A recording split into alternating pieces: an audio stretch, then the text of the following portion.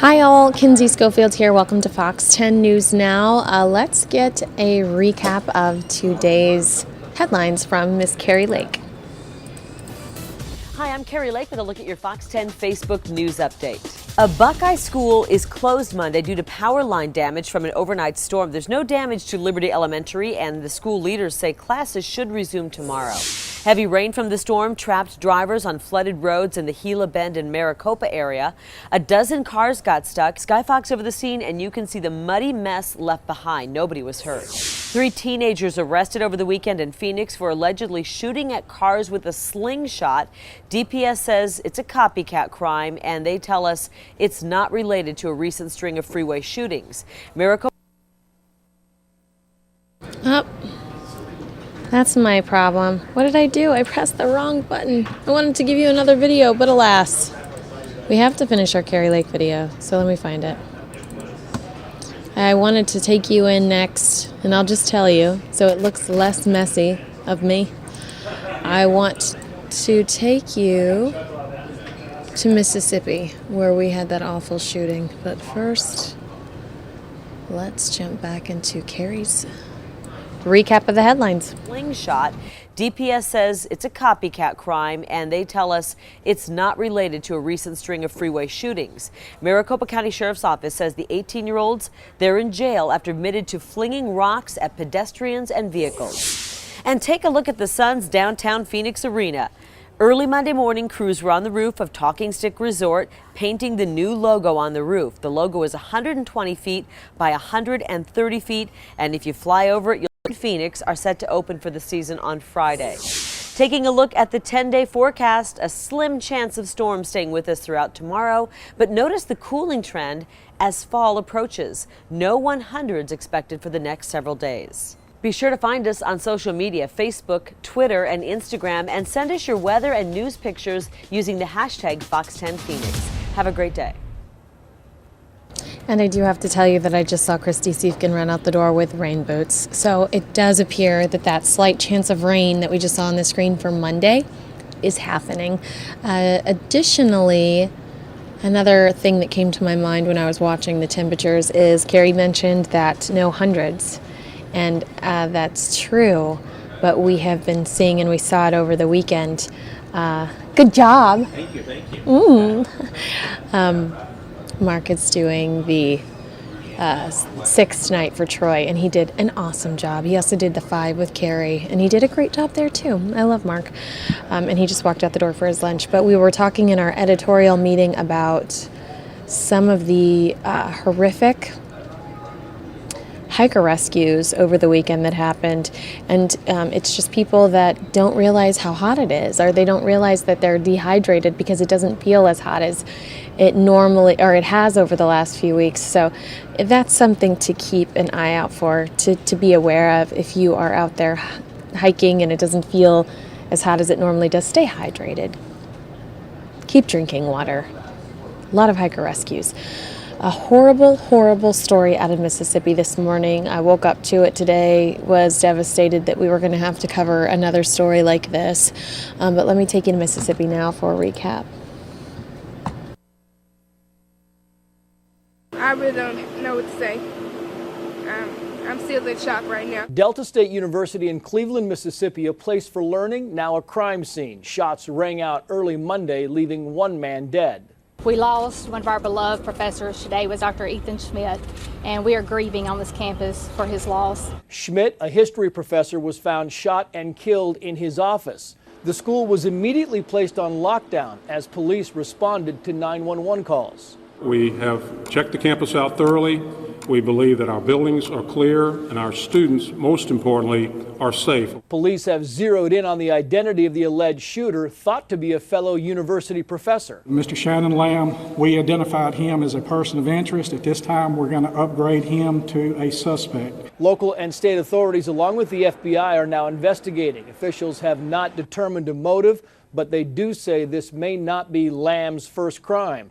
He's also suspected in another murder, also on Monday, in the town of Gaucher, about 300 miles away from the university. There are some who believe a love triangle may be the reason behind the killings, but authorities are staying tight-lipped on the details. There's a lot of rumors and information that's out there.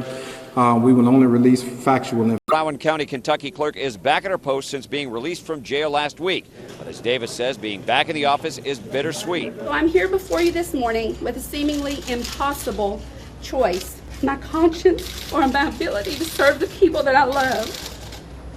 Obey God or a directive that forces me to disobey God. According to Davis' religious belief, gay marriage is a sin. In standing up for her faith, she stopped issuing marriage license, violating a Supreme Court order, and as a result, ended up behind bars.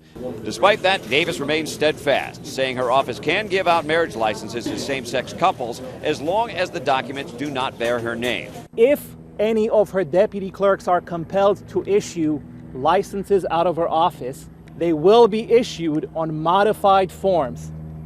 Forms that do not have Kim Davis's name. And so far, Davis' wish has been granted. A lesbian couple has received a marriage license today with the words "pursuant to federal court order" on it. I don't know if I have words. I hope that I would hope that she would realize she's not doing a service to this community, and her stand has really hurt the people that she serves. The validity of a marriage license without Davis' name on it has been called into question, but Democratic Governor Steve Beshear says the marriages will stand.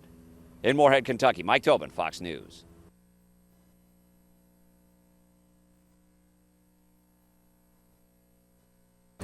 And I personally feel, in regards to this story, that the cop that made this very aggressive arrest should be in a lot of trouble, a lot more trouble than he is in. This is in regards to James Blake, the false arrest in the James Blake case. I'm sure you saw some of that aggressive security footage of the cop taking the tennis player and shoving his face into the ground. And basically the tennis player is now saying, yeah, I'm not going to accept his apology. Why would I? And he's demanding that more be done to this police officer. I don't know. I tend to be on his side. And I love police officers. But this is one of those cases where how do you mistake someone like this? And was the force really necessary?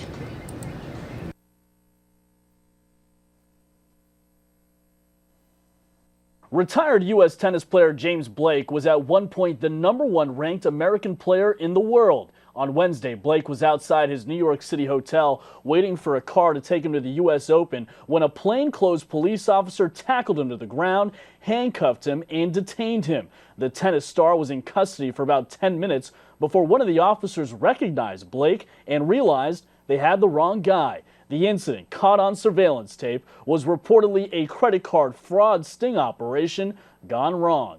Now the arresting officer, James Frascatori, has been placed on modified desk duty as the NYPD's Internal Affairs Bureau investigates the incident. Turns out the 4-year veteran of the police department has a history of 4 excessive force complaints against him. Frascatori has reportedly been named in 5 civilian complaints during just 7 months in 2013 for things like rudeness and abuse of authority. Blake believes Frascatori should be fired. I don't think there's much of a gray area. I don't think this person should ever have a badge or a gun again. And I don't think it's too much to ask. I believe that the majority of police officers do great work and they're heroes. So this person doesn't ever belong in that same sentence with the heroes that are doing the right kind of police work and keeping the public safe. The city's police union has come out defending Frascatori, saying, quote, "The apprehension was made under fluid circumstances where the subject might have fled and the officer did a professional job of bringing the individual to the ground to prevent that occurrence." New York City Mayor Bill de Blasio and NYPD Commissioner Bill Bratton have personally apologized. Blake says he's now on a mission to stop police brutality, and he wants the city to start a fund for victims of false arrest. In New York, Brian Yennis, Fox News. So interesting story there. I don't think much will come out of it, but I do think it's worth talking about. Gas prices are falling to the point where that was something we were excited about discussing in our editorial meeting earlier today. So I pulled this package for you.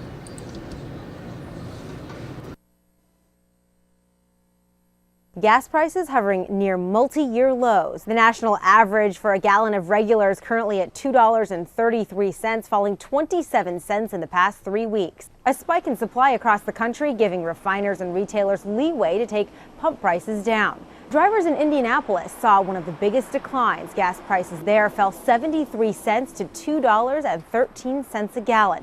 This as BP's Whiting, Indiana refinery came back online following repairs. A dip in the price of crude oil also keeping gas prices down. Prices have dropped more than $20 a barrel since last June and more than $10 a barrel since September due to abundant supplies. 60% of gas stations in the U.S. are selling gas for less than $3 a gallon. The U.S. Department of Energy says the national average could reach just $2 if prices continue to fall. We're producing more gasoline in this country than ever. Even if oil prices go up, which most people don't think about this, gasoline prices could continue to go down. I love this new era of low gasoline prices. Hopefully the consumers are going to start benefiting from it. According to the Lundberg survey, the lowest average price is in Charleston, South Carolina at $1.94 a gallon, and the highest, Los Angeles, $3.31 a gallon there. For more on this and all your top business stories, find Fox Business using the channel finder on foxbusiness.com. In New York, I'm Jo Lynn Kent. So that's something to look forward to. Gonna acknowledge some comments in the chat room. Ale says, Kinsey, good evening. I walk into the chat room and forgot to say good evening. Wave, good evening, Kinsey. Good evening, Ale. Thank you so much for saying hello to me. Additionally, Tess made a great point. I wanted to share that with you too. We're gonna rewind a story. Tess said in regards to the cop and the retired tennis player, this cop overreacted. I typically give benefit of the doubt to the cop, not this time. The guy he thought he was tackling wasn't even a violent criminal. There wasn't any reason for there to be a throwdown. I completely agree with you. It looked pretty intense for what it was. Samantha says, thank goodness the gas has gotten lower. Let's see if we can get gas to $1.99 in Arizona. I won't hold my breath, Samantha, but I like your positive outlook on life. I like your thinking. Deborah says, Joe. What did Joe say? Oh, Joe said, cops are programmed to deal with the situation and ask questions later. That's good insight. And then Deborah says, Joe, exclamation point. The guy was just standing there. The cop should have questioned him first, which in theory sounds really nice. However, we don't see much of that lately. They're proactive, not reactive, which sometimes is a good situation, not all the time. I'm also going to go ahead and apologize for my voice because I am getting over an illness, which is why I was not in on Friday. Do I see a story about emojis? Because if so, I'm about that life. Let's jump into this story. This looks like it's out of NYC in regards to new emojis. Some things really are best said in emoji, and now Apple is getting ready to release new icons in iOS 9.1. So, which one's your favorite? I think the champagne bottle. I like the camping one. Camping's cool. I kind of like the squirrel. I'm always telling people they're squirrely. I like the unicorn. I think that's When would you use a unicorn emoji? Oh, just anytime I was feeling kind of magical. The middle finger one. Why is that? Because everybody wants to say it, but nobody's been able to. I've just always wanted the middle finger, that's all. Yes, there is a middle finger emoji. And no, we can't show it to you. But we can show you some of the others, including a cheese wedge, a zipper mouth face, a burrito, an amphora, a lion face, and prayer beads. All of these and many more are a part of the new collection joining the array of emoji we've all been using to spice up our conversations. The expanded collection will be available for public download as part of iOS 9.1 on September 16th. And people we spoke with had a few more creative ideas for the next collection of emoji. The praying high five one, I would make one that's clearly high five and one that's clearly praying. A God emoji, something nice. You know, today's days for worship. I've wanted a yoga emoji for a while. Oh, in which position? Which yoga position? I don't know. The tree pose would be good. Are you listening, Apple? Baruch Shemtov, Fox News. If you could have an emoji, what would yours be? And I really liked the girl that said she wanted a unicorn emoji for when she was feeling magical, because I feel magical like every other half an hour. So I would be sending that emoji quite often. Also, why can't they show us the middle finger emoji? It's just a cartoon. We're all grown-ups. We all want to use it at some point in our lives. So I'm having a hard time imagining the fact that they can't show this to us. This looks like a story. Well, it says beauty trends and your health. Let's watch this one. Because I like beauty trends and feet, shoes. Fashion is supposed to empower us and make us feel good about ourselves. But some of the trends we follow can actually cause harm and even make us sick. Here are some of the crazes doctors say you should think twice about. Skinny jeans. These form-fitting pants have become popular among women and men. Internist Dr. Kari Peterson says this look can be a cause for concern because it can lead to numbness and tingling in the thighs, or worse. Another thing I see from wearing skinny jeans is an exacerbation of reflux. Because the jeans compress into the abdomen, it puts pressure on the stomach and it can cause acid to reflux into the esophagus. But don't toss those jeans just yet. I think skinny jeans are just fine as long as you're wearing them for a short period of time. If you sit down and they feel comfortable and they're not really holding you in too tightly, then it's okay. Dr. Peterson also warns about the permanent damage that tight buns and ponytails can cause, pulling on the hair follicles over time and causes hair to fall out permanently. Just make it a little looser. Don't pull it back so tightly so that it doesn't pull, and it still looks just as pretty. The right pair of high heels can make or break an outfit. But Dr. Suzanne Levine says that if you're not careful, you could break more than just an outfit. Lateral ankle sprains, stress fractures can certainly make the bunion worse, hammer toes, neuroma pain, and just burning under the balls of the foot. Dr. Levine says, like everything, heels are okay in moderation. I always give patients stretching exercises, strengthening exercises, really key, and moderation. Gel manicures have become very popular because they dry quickly under a UV light and last longer than regular manicures. Dermatologist Dr. Eric Schweiger says that constant exposure could lead to serious consequences. Sorry, this looks interesting. This is out of Georgia. These kids attempt to kill their parents. I know I'm a little on the morbid side. I realize that my interests lie in some pretty dark places, but let's check this story out. 911, what's the location of the emergency? Yes, please send someone to not house my children. They're trying to kill me. That groggy sounded but panicked voice belongs to a Georgia woman who called police for help. She told the operator that she and her husband were drugged and beaten. They're trying to strangle us and shoot us, and they put Xanax in our food, and they thought we were asleep. They tried to attack us. They beat me up. They beat him up. They're trying to kill us. 50-year-old Yvonne Irvin says her two sons were trying to kill her and her husband, but her husband managed to distract them and get them into the garage so that Yvonne could call for help. They're trying to attack my husband. I don't know. Do you hear what's going on? They have a shotgun. We have a shotgun and a pistol in the house, and I can't find my pistol, so I'm assuming they've taken it, and they have his shotgun. So I don't know if they're going to plan on shooting him or not. The drugs made her sound subdued, but still desperate as she pleads for help.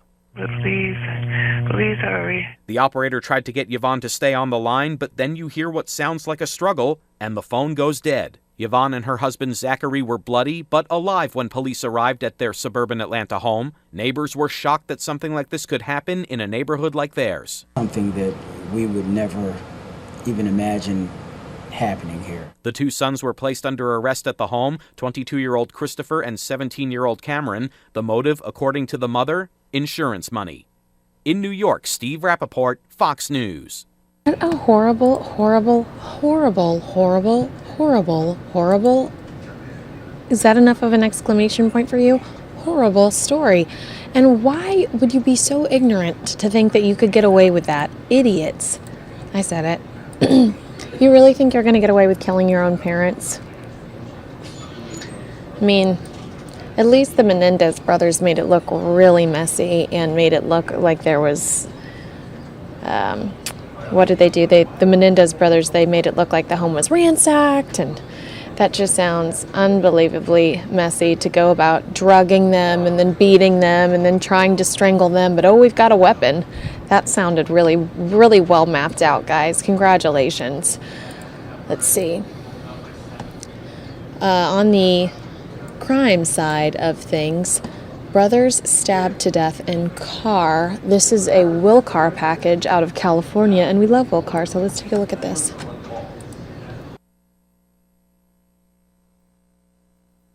It is a sad day in Los Angeles. A tragic scene in LA as 3 young brothers are found stabbed to death outside of an elementary school. The bodies of the children ages 8 to 12 discovered by police Wednesday morning in the back of an SUV. These are horrific incidents.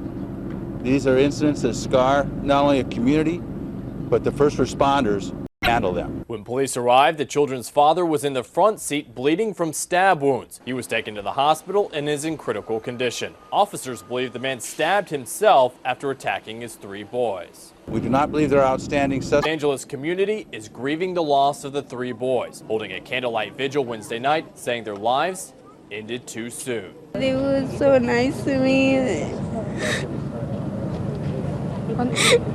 As of now, no charges have been filed, but police say if the father does survive, he will be arrested. In Los Angeles, Will Carr, Fox News. 15 hours after a witness told police 4-year-old Wesley Hilaire was seen walking off with a man here at Mission Bay Park, officers say the boy's body was discovered at the bottom of the bay. The Harbor Patrol used a sonar boat, which works very slowly and thoroughly to map the bottom of the bay, and that is how they found him. We didn't have those resources out here last night. Witnesses say once the mother was notified, she broke down and fell to the ground, holding her son in her arms for one last time. They pulled him from the ocean. His mother was so distraught. I saw the baby. She was holding him in her arms, and she was, asking God why. Before Hilaire's body was discovered, police issued an Amber Alert after receiving information the 4-year-old may have been abducted last night. As it turns out, we now know it was not the case. So we don't know what exactly happened as far as the events that citizen saw, but it was not related to the deceased in this case. Police say they even had a description of the man they thought was involved in Hilaire's disappearance. Officers searched as far north as Orange and Riverside counties. We took the precaution of doing an Amber Alert on that, based on that information. All these people gathered around and tried to help and calm her down. Her response was natural. Her child died, and it's a shame. Earlier today, but look at some of this lightning. This is currently happening in the valley. We are seeing some rain as anticipated. I know Christy Siefkin just ran out of here about half an hour ago with her rain boots. Thanks, JD. And so we are seeing some of that weather live. And I am used to walking around the building and it being light out, but I noticed earlier that the clouds were building up and it was awfully dark outside. So we are seeing some of that weather building up here and beautiful live visuals. Ale is freaking out in the chat room because he loves weather time. Hi, Daniel Oldfield. Welcome to the party. We are looking at live visuals out of the valley. Some of this lightning, thunder. And it was raining a little bit while I was out on my lunch break, but I felt like it was just sprinkles.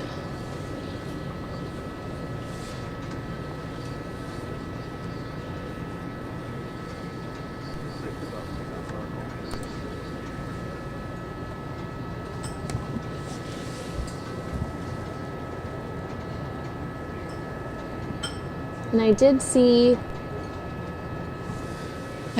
someone in the chat room requesting Bernie Sanders. I do have Bernie Sanders, so I am going to start that here in a bit. Next thing you'll see on the screen is Bernie Sanders, because I'm going to get that going up in my system.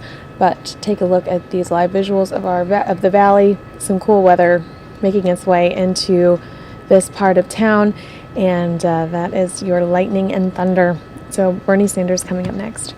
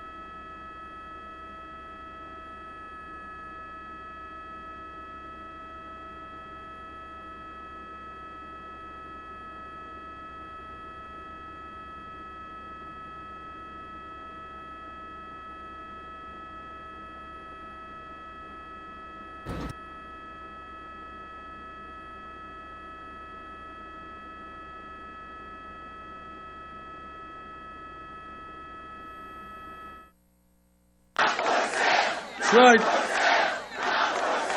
That's right. That is exactly right. Our government is not for sale. But overturning Citizens United is only a first step. What I want to see in this country, and I know you do as well, is to see the creation of a nation in which we have the most vibrant democracy in the world. A nation in which we have one of the highest voter turnouts, not one of the lowest voter turnouts. And that is why, number one, we are going to fight tooth and nail all of this Republican voter suppression. And number two, we're going to make sure that everybody in this country, by law, who is 18 years of age, is registered to vote. End of discussion.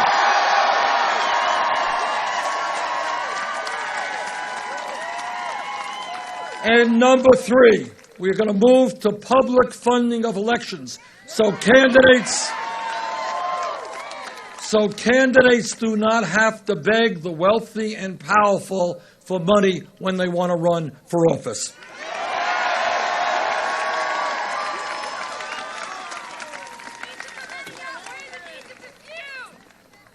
When we talk about our responsibilities as adults, as citizens, as parents, there is nothing, I think, that is more important than leaving our planet, Mother Earth, the only planet we have, in a way that is healthy and habitable for our kids and grandchildren.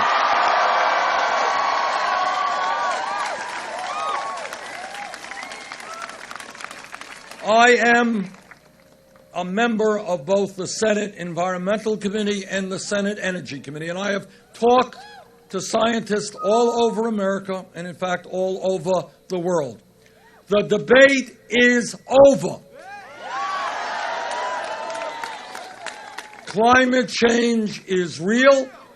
Climate change is caused by human activity. Climate change, as all of you know, look at the fires, the terrible raging fires we're seeing in California right now. Climate change is already causing devastating problems in our country and around the world.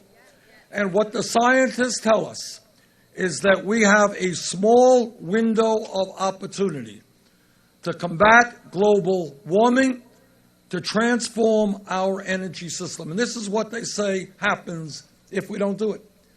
What they say is that by the end of this century, this planet will be 5 to 10 degrees Fahrenheit warmer.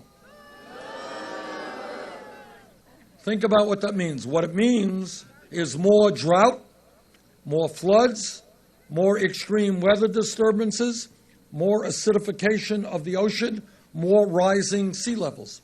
And what the Department of Defense and the CIA tell us, which is common sense, is that if people around the world do not have water to drink, if they do not have land that they can grow their crops on, there's going to be tremendous conflicts between people over limited natural resources, more war. We have the moral responsibility to lead the world. We can't do it alone, but to lead the world in working with China, Russia, India, and other countries to transform our energy system away from fossil fuel to energy efficiency and sustainable energy.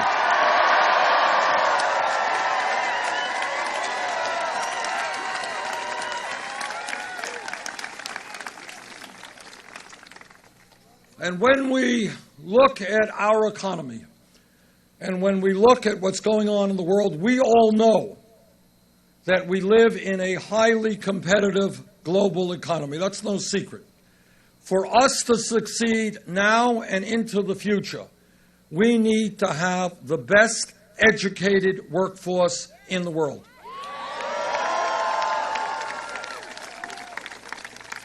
And I find it, to be honest with you, just incomprehensible that today, when we need more teachers and doctors and engineers and scientists and cops and firemen and all that, that right now we have hundreds of thousands of bright young people who did well in high school, who have the qualifications, but they can't go to college for one reason. Their families lack the money. That is why I have introduced legislation which says that every public college and university in America will be tuition free.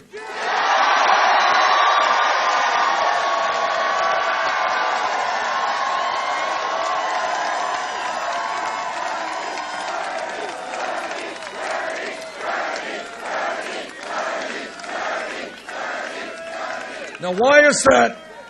Obviously, that is important to a lot of young people who are looking forward to going to college, obviously. But I want to tell you, why it is even more important than that, why it is revolutionary. And I'll tell you why. I grew up in a family, my mom, my dad, they didn't go to college. They didn't have much education. All over this country, there are kids in the 5th and 6th grade. Their parents never went to college. They don't know anybody who ever went to college.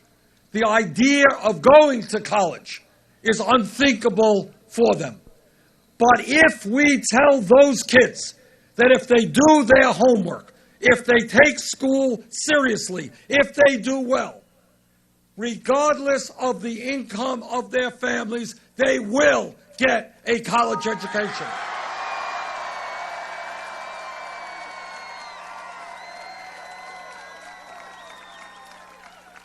And that is revolutionary.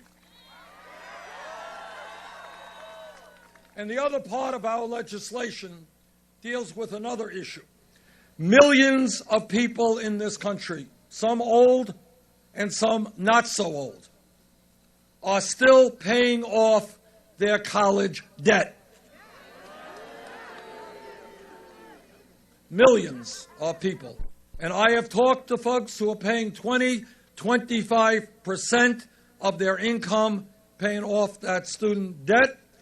They can't buy a car. They can't buy a home. Sometimes they don't get married, can't have any kids because they're paying off that student debt. Now, what I don't understand, and what we are going to change, is how it is that millions of people with student debt today are paying 6, 8, 10% when you can refinance your home for 2, 3, 4%.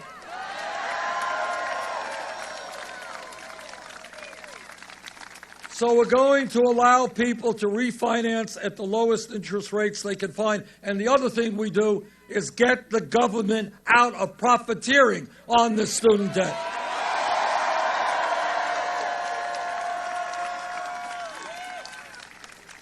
Now, people say, Bernie, sounds like a great idea, but it is an expensive proposition. And they're right. It costs about $70 billion a year. That's a lot of money. How are we going to pay for it? Well, I'll tell you what our legislation does. We put a tax on Wall Street speculation.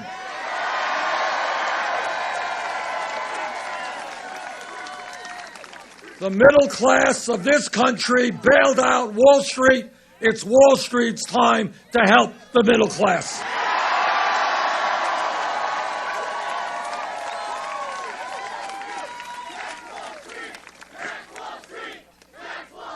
They're good. It's like a Greek chorus here, And when we talk about the needs of the American people, I want all of you to know what I suspect most of you do.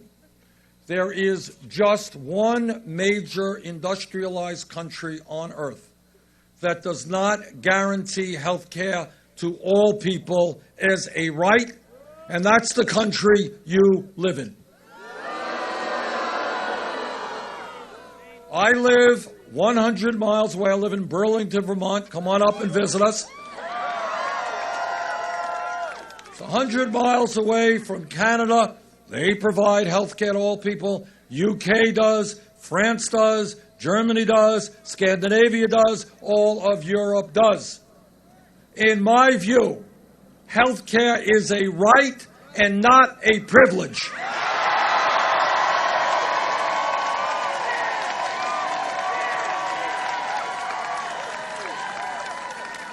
In my view, we need to move forward with a Medicare for all single-payer program.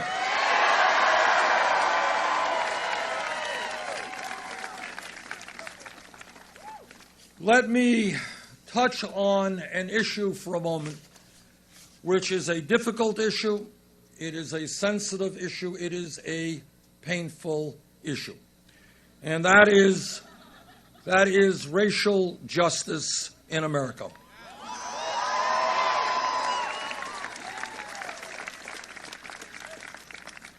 Now, in my view, as a nation, we have a great deal to be proud of in terms of becoming a less discriminatory society. That's true. We have come a long, long way in the last 50 or 60 years. If we were here 40 years ago and somebody said, you know, I think that in 2008, the United States will have gone far enough in overcoming racism that it will elect a candidate for president based on his ideas and not the color of his skin, very few people would have thought 40 years ago that that would have been possible, but it happened.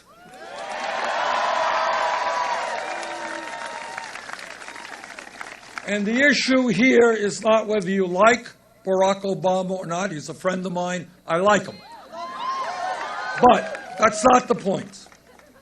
The point is that as a nation, we have become mature enough to vote for candidates based on what they stand for rather than their race. And that is a huge step forward for our country. We should be proud of that.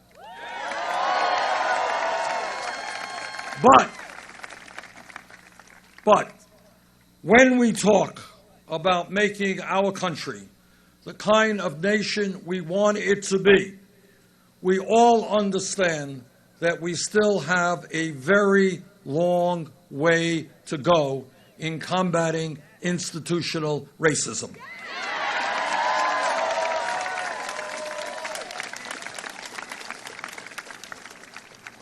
And all of you know, sadly, that racism is alive and well in America. And I'm not just talking about that very, very sick person in Charleston, South Carolina, a couple of months ago, who walked into a Bible prayer session. Brian Fox Tennis. He's a jerk. With people in the Let me know when you got it. And then because they were black, I can't go took out his sideways. gun and killed 9. Yeah, it is. Hard to Does even it go understand sideways? what goes on in a sick mind. Does it work? Does that. And I'm not just talking about the hundreds I'll flip it. No, it'll. I think it's. I'm pausing Bernie because it's raining like crazy outside, and I'm gonna take you to the rain I'll go get you outside some so rain. you can take a look at it.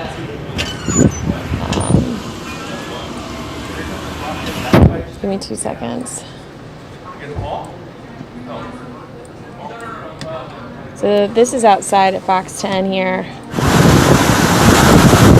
I'll remove that lower third, but I just want you to see. Oh my goodness! When it rains, it pours.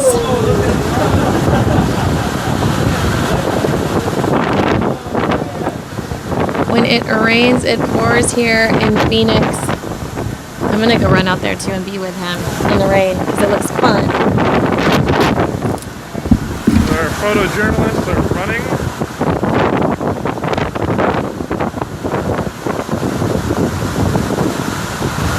A little wet, eh?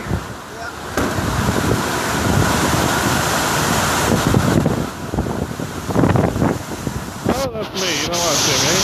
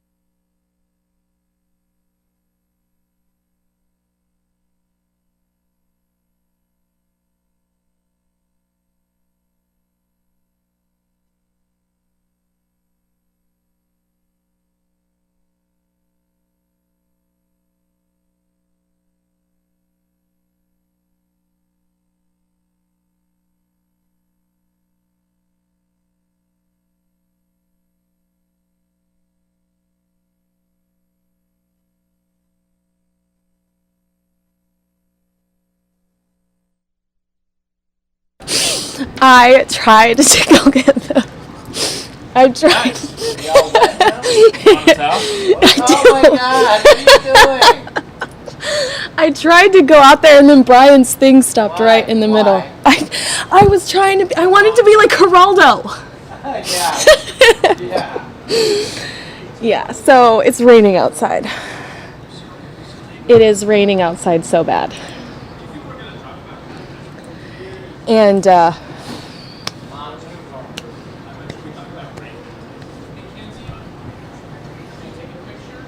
of the rain? I can. Do you want me to? Yeah. Let's see if Brian started to do another video. He did. Let's see. I'm going to pull it up right here. Here we go. And there we go. And I'm going to run back out there and take a picture for the guys.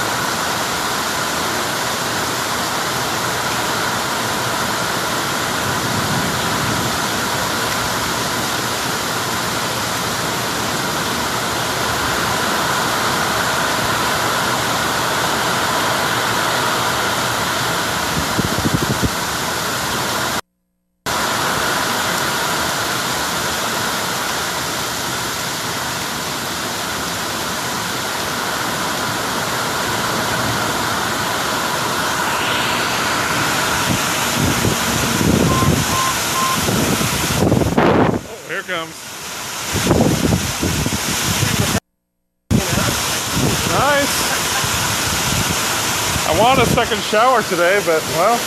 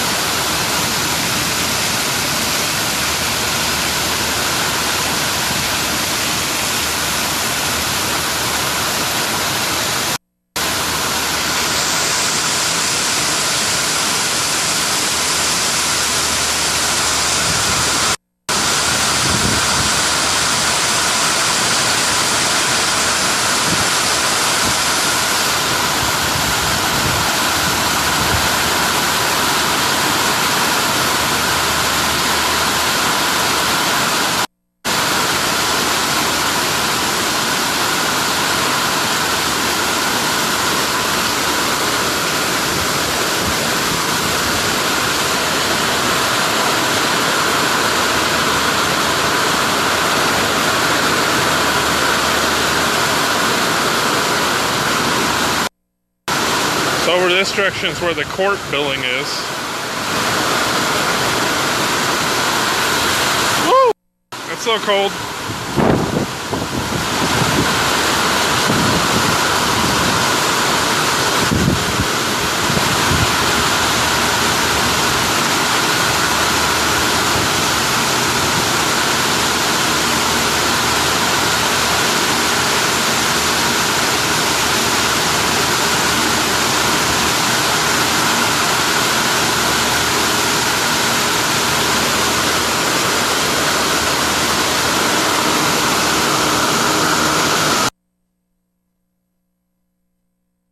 right, looks like we lost our Brian feed.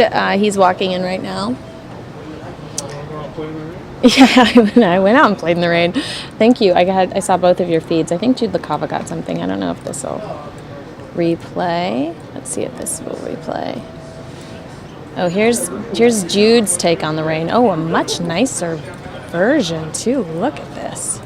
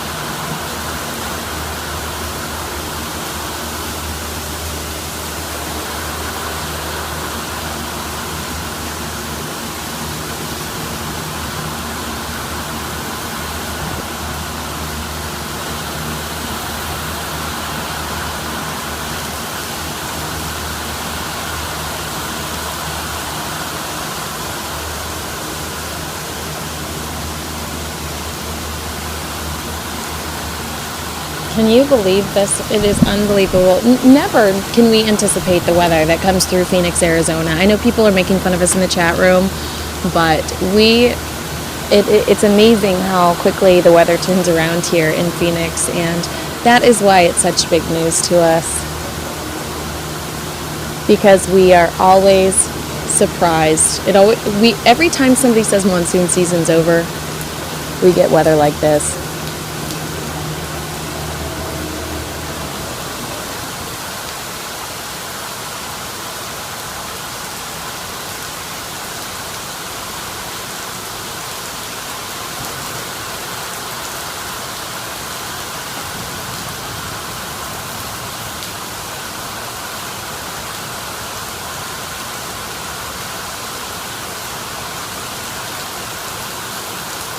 Well, it does seem as if the weather has, I'm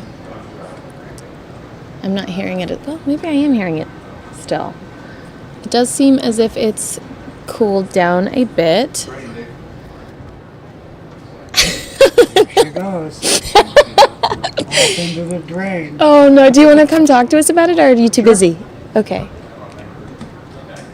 Dave's going to come talk to us about the weather. Give us a little briefing on what's to come, how to deal with it.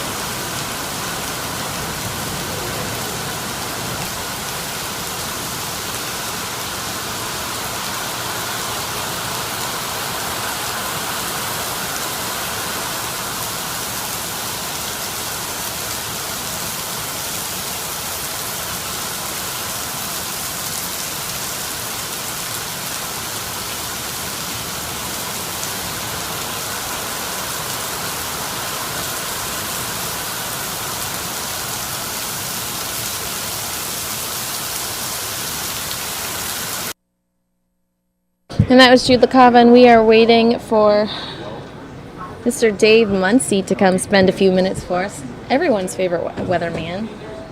I'm going to move his seat up for us right here and try to scoot over, dry off, so I'm not like on him, like dripping on him with my rainness. I don't know where this towel came from, but earlier I felt like E.T.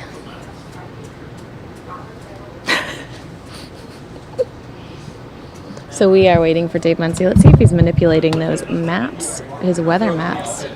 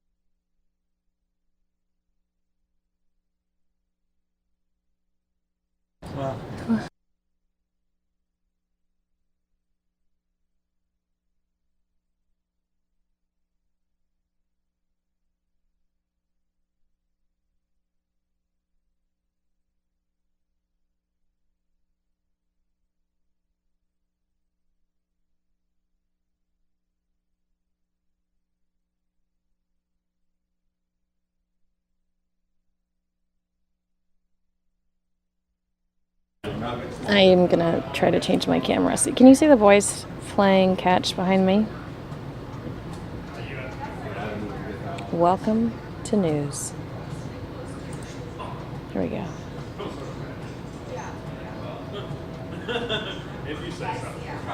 Grown-ups.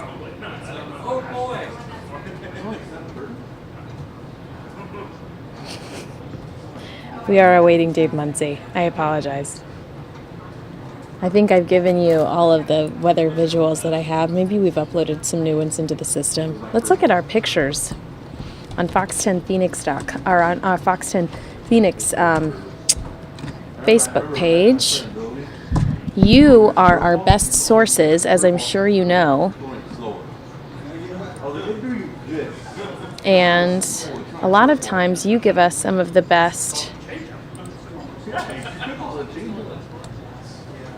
photos and videos that we have. Oh wow, look at that. A lot of beautiful skies out tonight. Mostly beautiful visuals, mostly pretty skies. Take a look at this. This is from Karen Sue Mendoza on our Facebook page. And this is just a pretty visual, I'd say, of the skies gearing up for some weather.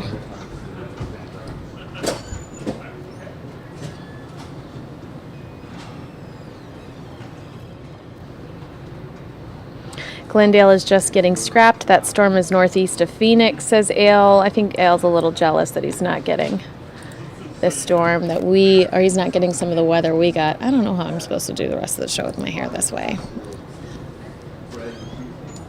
Here comes Dave Muncie.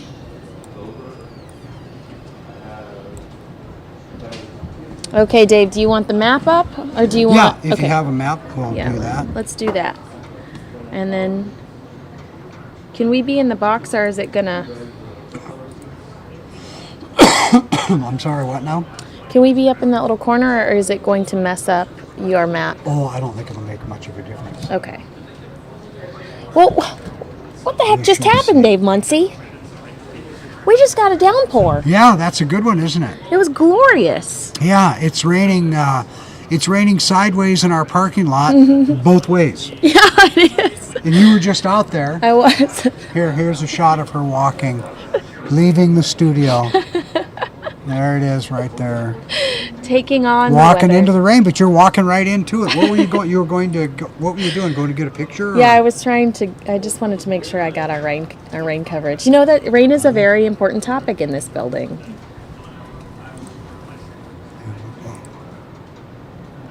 Oh wow, that is so crazy. Look at that blowing through there. Beautiful. This was 5 minutes ago. It's still happening out there. Yeah. And then, you know, people are always intrigued with the rain. We are. And here, Jude LaCava. See, he's out taking pictures. He's having so much fun. Yeah, look at him. He's getting wet like you. So. When it rains, we do have fun down here. It was We fun. chase the storms around a little bit. Yeah. But we do have a severe thunderstorm warning for central Maricopa County and northwestern Pinal County, including all of the cities here in the valley until 8 o'clock. A severe thunderstorm warning.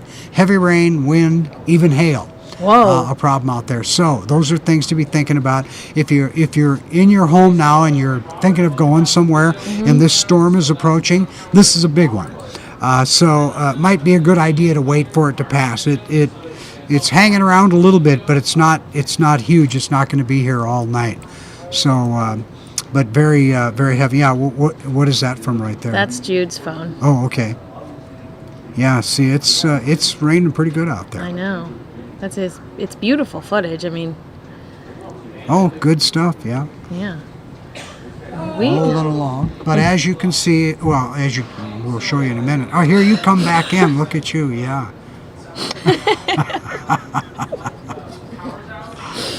They look a little rough now, Dave. Yep. If only that could have happened towards the end of the night. I got quite a bit of time to go. That's okay. You have a blanket. I know somebody brought this to me. It's a towel. I don't Actually, know it's a where towel. this came from. I don't know whose it is. Yeah. But yeah, no, this is fun. I like surprise evenings like this, and it really does turn this place around. It's almost as if, I know this is not maybe perhaps a real thing, but when you're at your house when you're little and they tell you that Santa Claus is in the area, and the whole house flips upside down. I think that's pretty much what it's like. Yeah. Yeah, it's like I said earlier. We were talking earlier, and I got a letter or an email just today from a gentleman that said, my wife and I moved here from Los Angeles, and we used to just sit around and laugh at you people. Every time it rained, you ran outside. Yeah. And he said you just couldn't get enough of it. And he said, no, we do it. Exactly. It's a celebration. So, yeah, it's just rain in the desert, rain in the desert. Yeah. Spread the word. But So that's what's happening. I've also noticed since I moved here from Los Angeles that my allergies are pretty terrible. But every time it rains, it feels like I get better. So I love this rain for my internal health. You know, remember the old, well, you're probably too young to remember. God bless there you, was Dave. There was an ad where a guy sat down and a suitcase closed around him. And he had the sniffles, and it said, send your allergies to Arizona. Oh. Yeah. And so, in other words, what we were supposed to be is it was supposed to be a non-allergy state. We were supposed to be totally non-allergy. And we have brought so many foreign plants, foreign trees, foreign products into the desert that we have a lot of pollen around now. Yeah. Yeah, we have a lot of people that have the sniffers and their allergies bother them and the whole 9 yards. So, yeah, we've introduced a lot of trees and a lot of plants to the desert that don't really belong here. And there's enough of them that they pollen the place up. Let's see. Tess wants to know, do we have any flooding? Are we expecting any flooding? I have not seen anything yet. From judging what I'm seeing, we're going to see some street flooding. Yeah. And it's just going to be this minor stuff, I would imagine. I don't know if we have enough like the last storm we had. Right. I was looking, I was going, I hope this one isn't worse than the last one, because I said the last one was the worst one I'd ever seen. And it's not. So I don't know that there might be some street corners. There might be a couple of low-lying areas that'll pick up some water, but I don't think that we're going to see wide-range flooding. May see some. All right, well, I won't keep you any longer, but Dave, you're my favorite weatherman. Okay, well, I hope you dry off. Thank you, so do I. Okay, bye, folks. If I get some good pictures, I'll come back. Thank you, I appreciate that.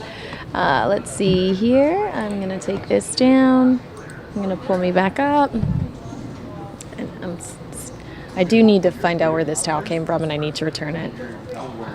And I'm going to go back to Bernie Sanders. For all of you that were invested in Bernie's speech, I have several more minutes left of Bernie. If any more exciting weather happens, I will be sure to cut back to that as well. So, hey, let's head back to Bernie Sanders.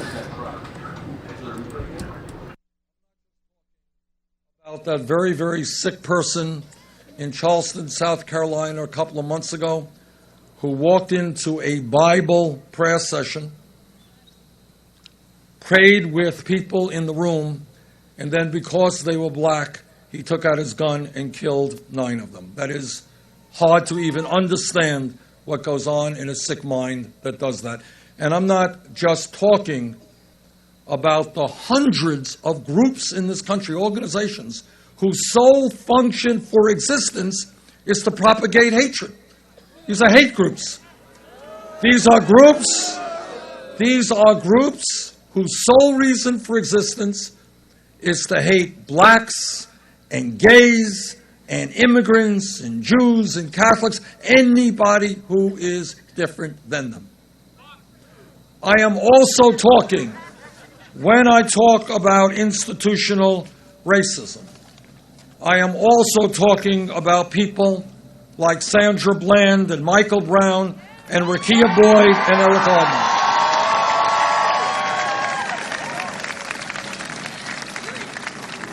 I am talking about unarmed African Americans who were killed while in police custody. And let me say this. I was a mayor for 8 years.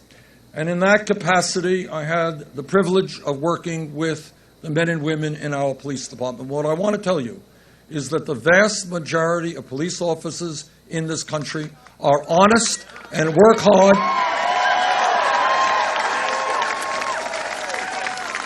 And if anybody thinks that being a cop today is an easy job, you would be sorely mistaken. And by the way, many police officers, depending on their departments, they're underpaid, they're undertrained, they have crazy schedules, make their personal and family lives difficult. That's a reality. But let us also be clear that like any other public official, when a police officer breaks the law, that officer must be held accountable.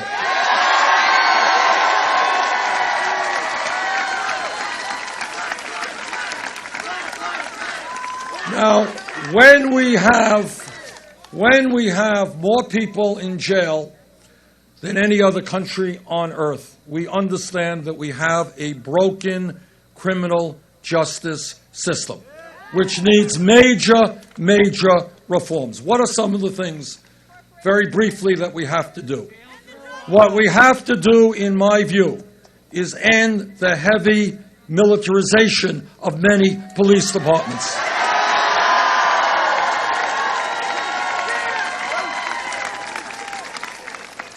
The best police departments in America are those departments where the police are part of the community, where people know the police officers, feel confident in telling them about the crack house down the street or this person doing that.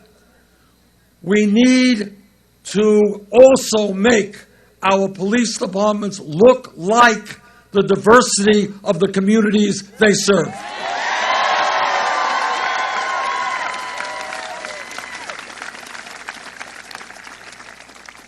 We need, and will introduce legislation on this, to end the absurdity of private corporations making profits by running jails.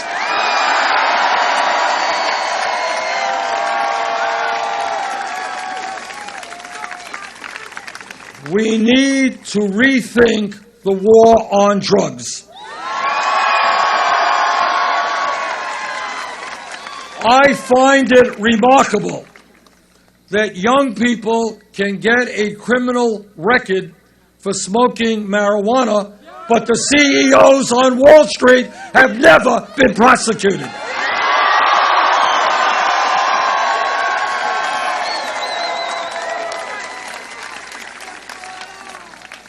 We need to understand that drugs and alcohol abuse and people's dependence on drugs and alcohol is a disease, not a crime.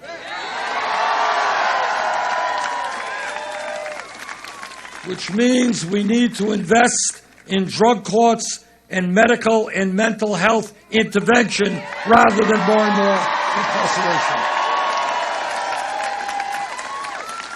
And also, very significantly, we need to develop a pathway out of prison back into civil society.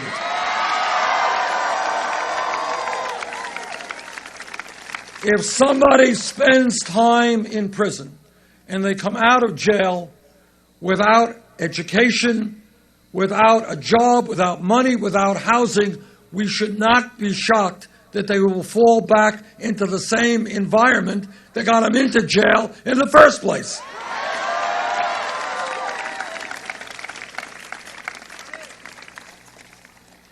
And when we talk about making America the kind of country we must become, let us not forget that today there are 11 million undocumented people in this country.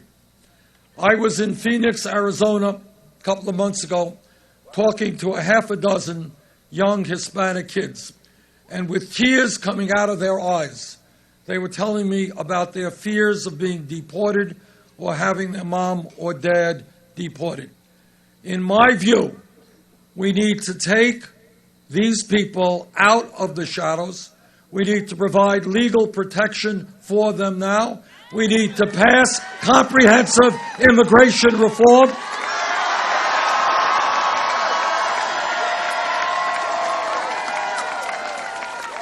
And we need a path toward citizenship.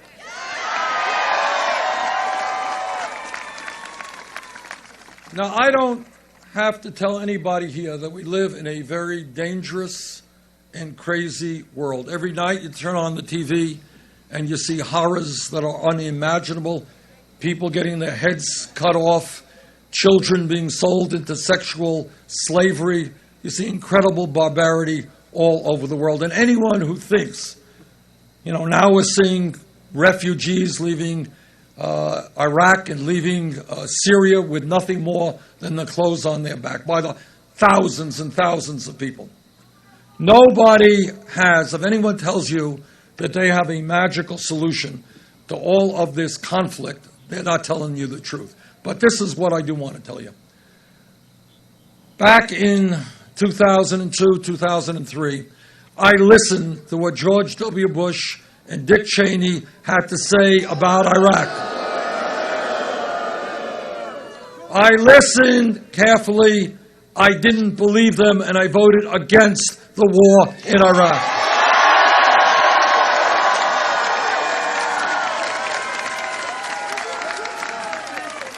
And if you go to Google it, or if you go to YouTube, read or hear what I said back then. And sadly, I'm not happy to tell you this, much of what I feared would happen about the destabilization of that region, in fact, has taken place. So this is the point that I want to make. The United States has the strongest military in the world, and that's a good thing. But we have got to, as the strongest military in the world, do everything that we can to resolve international conflict without going to war.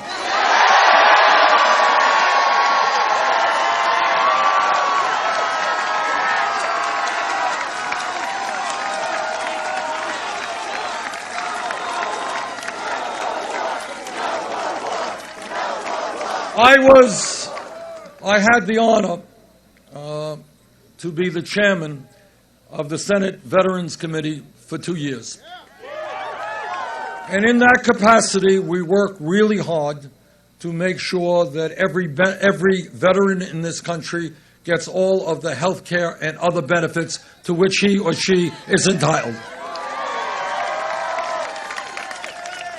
But what I learned as chairman of that committee is what the cost of war is. In Iraq and Afghanistan, we not only lost 6,700 brave men and women, and I will tell you, I went to too many funerals in my own state of Vermont burying kids who were 20, 21 years of age. But it was not just the 6,700 that we lost, or those that came home without legs or arms or eyesight. As a result of the wars in Afghanistan and Iraq, 500,000 Americans came home with post-traumatic stress disorder or traumatic brain injury. And what that means is that tens of thousands of families saw their lives disrupted. Divorce rates high, suicide rates tragically high, kids impacted by seeing their father come home in bad shape. The cost of war is terrible, and our job is to do everything that we can, working with other countries around the world to deal with the serious problems we face, but to do everything we can to solve those conflicts without another war.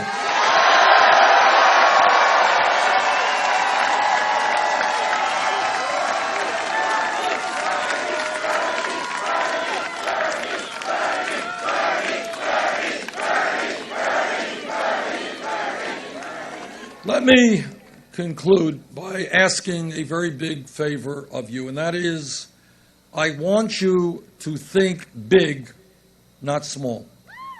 I want you to understand that in the wealthiest nation in the history of the world, if we stand together, there is nothing that we can't accomplish. We can have.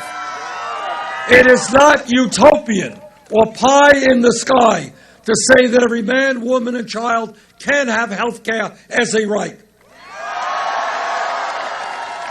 It is not utopian to say that every American, regardless of income, will be able to get a college education. It is not utopian to say that we can lead the world in combating climate change.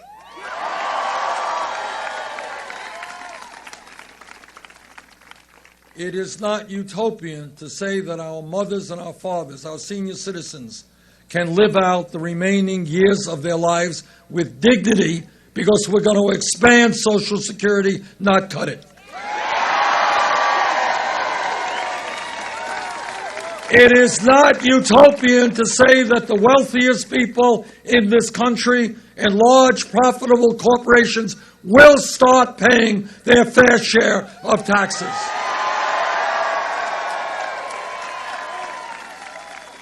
If we stand together, if we do not allow them to divide us up by white and black and Hispanic, by gay or straight, man or woman, whether we're born in this country or born somewhere else, if we stand together, there is nothing we cannot accomplish. Thank you all very much.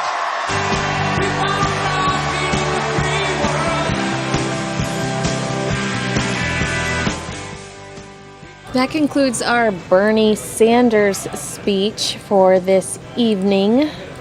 That song, I believe he uses that at the end of every speech. I feel like Donald Trump's mixing it up a bit. But that is the end of Bernie Sanders. What I have for you now is who Bernie's actually beating. Hi, Mitch. Hi. How are you? I'm on air, so make sure you stay clean. Keep it clean, Mitch. I want to tell you that Levi has shot some really cool rain videos. It's in the system. Okay. He's telling you where to find everything. He's soaked. He was on the roof of a parking garage. Oh my gosh, are you soaked even your shoes? Yeah, I walk in wet. You want to come say hi so everybody can see you wet?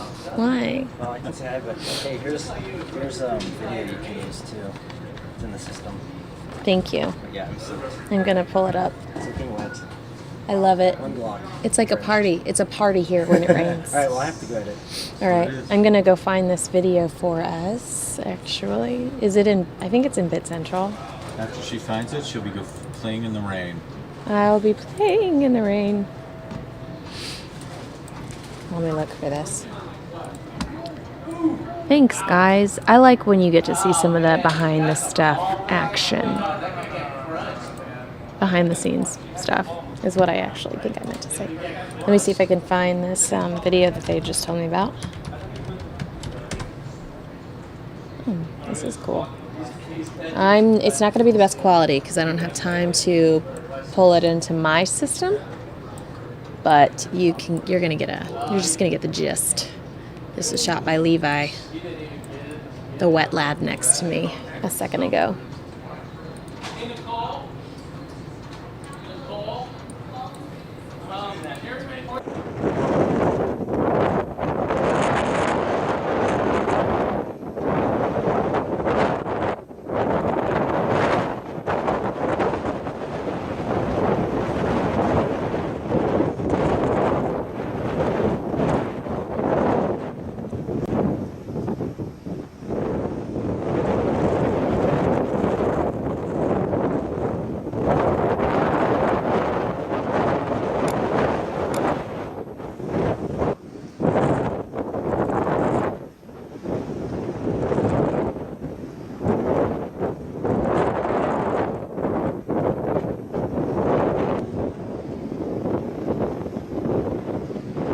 That is a beautiful sky. Way to go, Levi.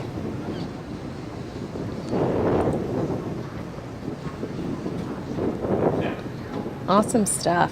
There's our building right there in the center. That's where I'm currently located, drying off. I love that though. That's cool. Now let's head over to Hillary, who again I was saying is suffering pretty hard in the polls right now due to Bernie Sanders. This way you can kind of compare the two now that you're seeing them back to back and hear if they say anything different from each other.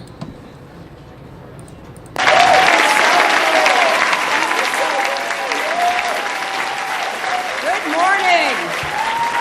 Good morning, everybody. Wow, thank you so much. I just told Danielle, she really nailed that introduction. She said she had been practicing it last night, and I said there's no substitute for practicing when you stand up in front of a crowd of people, and I think we should give her another round of applause. She did a great job.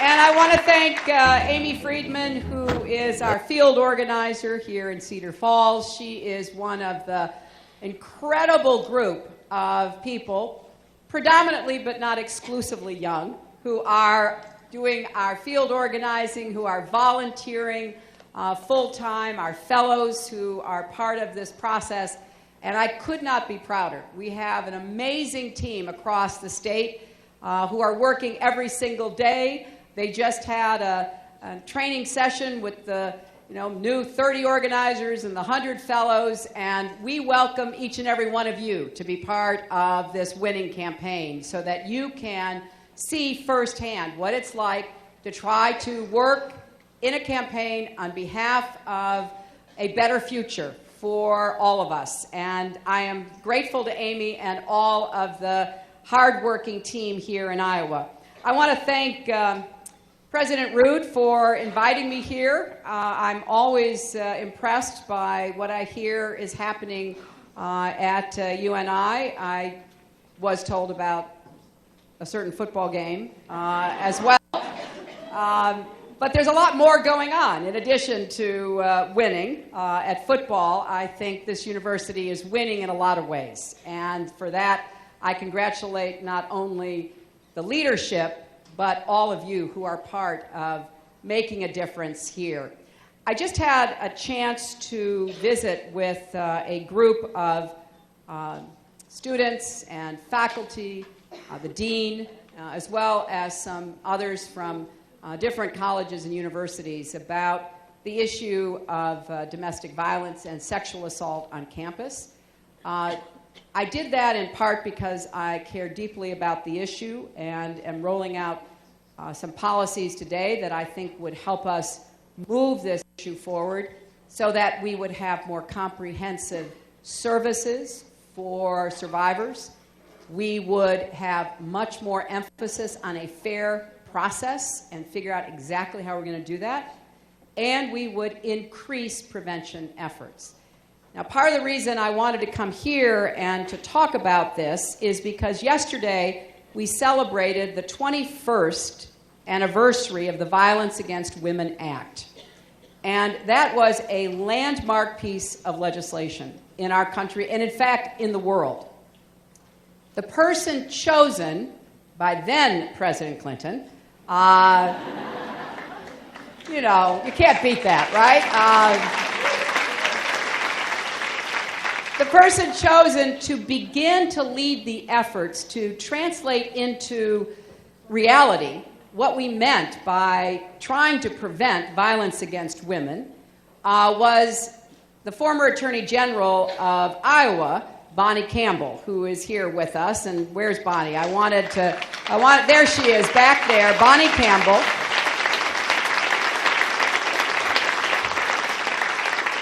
She was the first person to lead the Violence Against Women office in the Department of Justice. She has made that her life's work. She went with me when I went to Beijing in 1995 on behalf of the United States to state what should have been obvious but needed to be said, that human rights are women's rights and women's rights are human rights once and for all.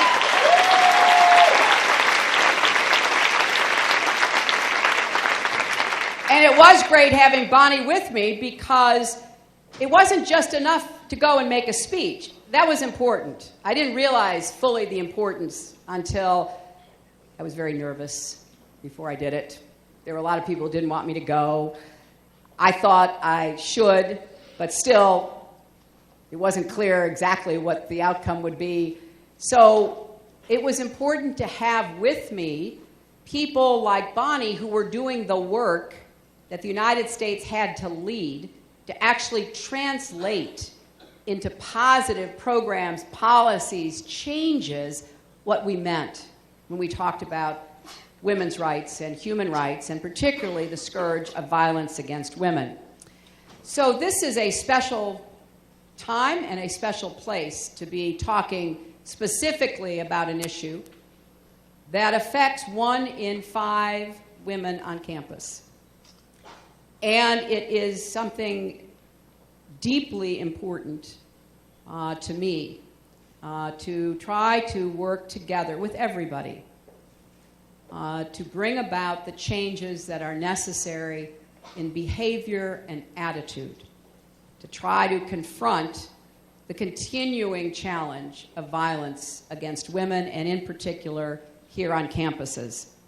Now, I want to be sure that we have a chance to talk further about that, but I also want to lay out some of the other elements of my agenda, because I happen to think that we have to get the basic bargain in America working again for everybody. What do I mean by that? Well, it's pretty simple, actually. If you work hard and you do your part, you should be able to get ahead and stay ahead. That's how it's supposed to work in America. That is how it has worked for generations.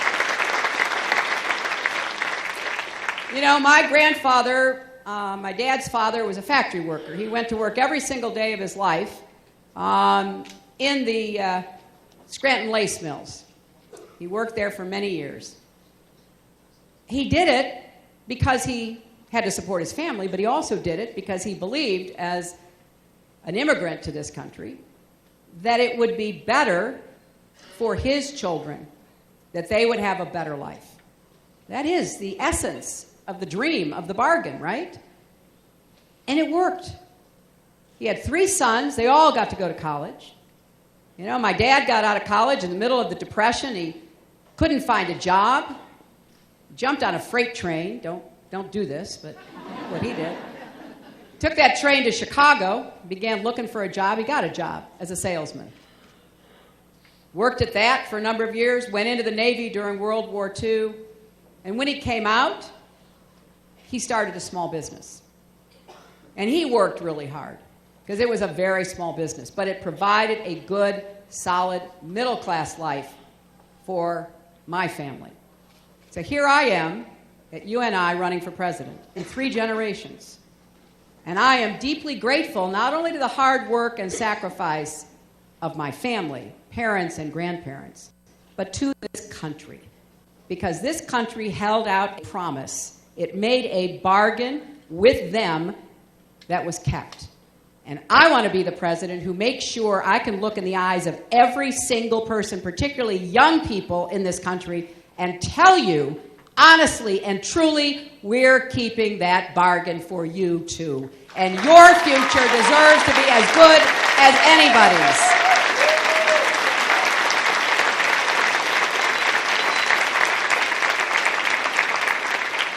So how do we do that? Well, we've got to make America work for everybody, for all people and families, not just those at the top.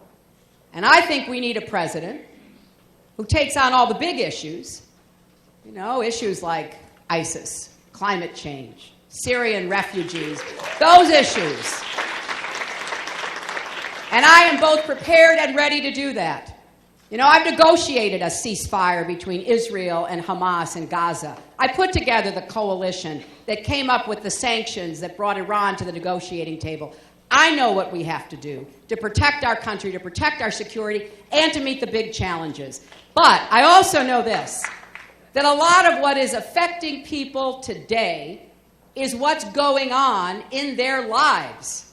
How do they afford college? How do they pay off the debt once they get out of college?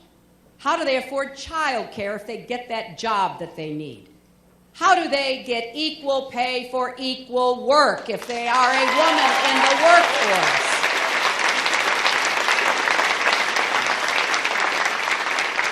So I am prepared and ready to take on those big questions that fill the screens, that screech at us from the headlines, that must be addressed by American leadership. But I'm also ready to take on those issues that keep you up at night, that you talk about around the kitchen table, that are a source of worry and concern, because I hear about them. You know, I've had some amazing experiences in the last months coming back into politics and traveling around Iowa and elsewhere. And people tell me the most personal concerns.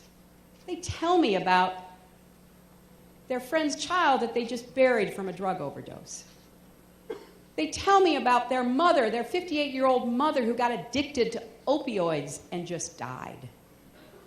They tell me about the untreated mental health and the absolute inexplicable decision by your governor to shut down 2 of your 4 mental health facilities in Iowa.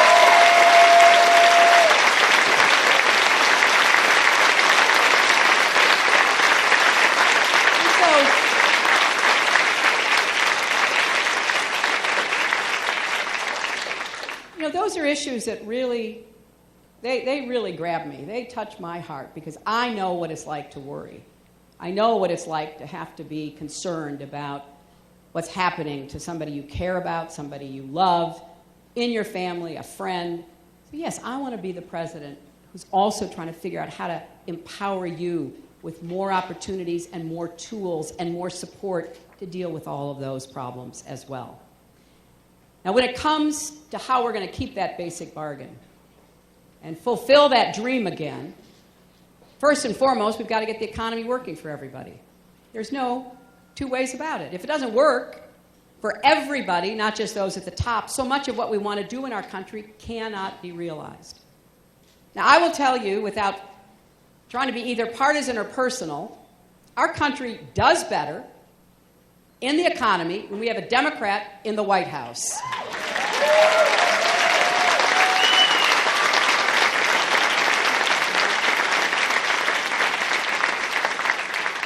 I mean, that's just a fact. It's an inconvenient fact for the other side, but that's a fact.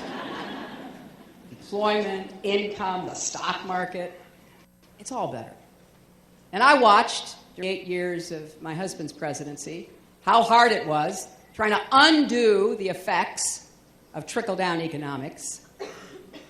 But by the end of those 8 years, we had the longest peacetime expansion, 23 million new jobs, and incomes rose not just only at the top, but in the middle and at the bottom. Everybody was starting to do better, and we ended up with a balanced budget and a surplus, which would have given us real opportunities in dealing with our long-term challenges.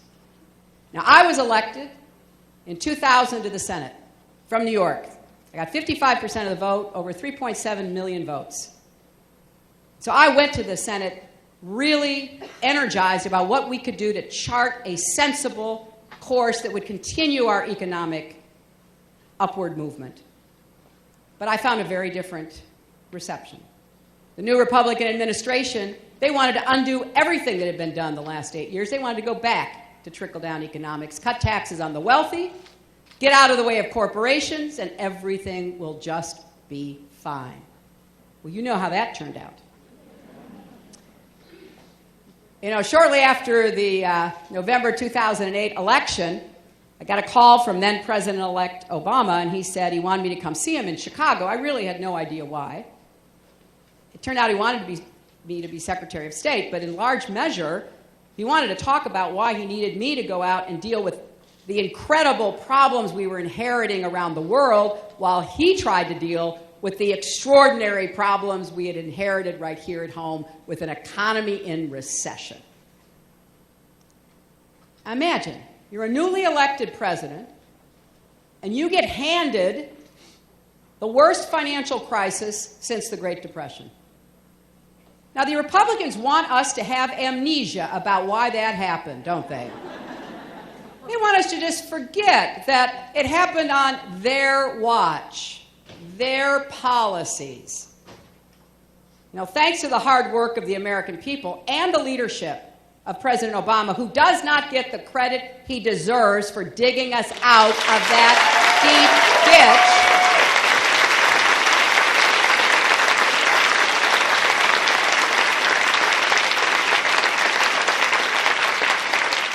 You know, we're out of the ditch. We're standing. My goodness, when he became president, we were losing 800,000 jobs a month. We've recovered more than 12 million, but we have a ways to go, don't we? Because even though we are recovering jobs, we haven't recovered paychecks and income. People are not back to where they were before this big crash wiped out jobs, wiped out wealth, and decreased incomes. So we have to have an economic policy that will reverse this. That's what I have laid out. I have laid out a specific set of policies that are aimed at raising incomes again, because I think that is the central defining issue in this campaign. How are we going to raise Americans' incomes? And how are we going to make sure that the hard work Americans do, the productivity that we have, is going to be rewarded by a share of the profits they help to make for the corporations and businesses they work for? I am going to do everything I can to incentivize profit sharing. It doesn't matter to me if you are in the headquarters or you're on the factory floor. If that company you're working for is turning a profit, you should be rewarded. And that is going to be one of my key efforts.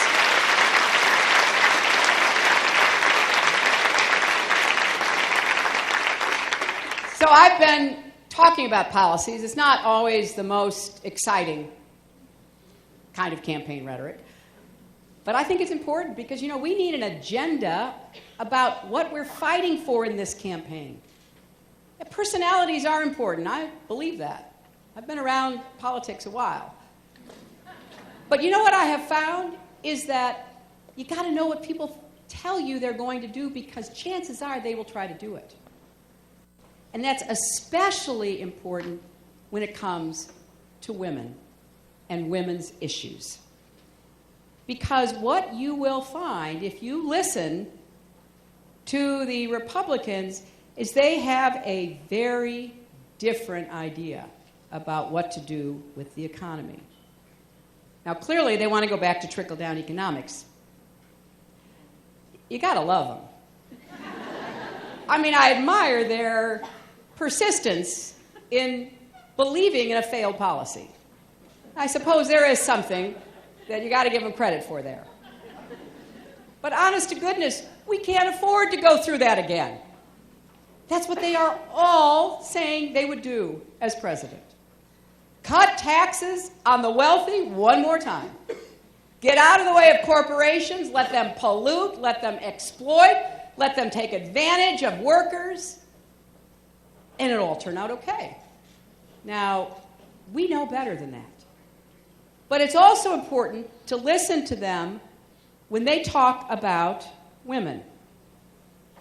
Because it is clear to me that a lot of what I believe is important for women, for families, and for our economy is just not on their radar screen at all. So when I talk about strong growth, fair growth, and long-term growth, I have a central plank about how we have to make it more available to women to be in the workforce and to afford to be there in order to stay engaged, to contribute to their own well-being and that of their family and the economy. Because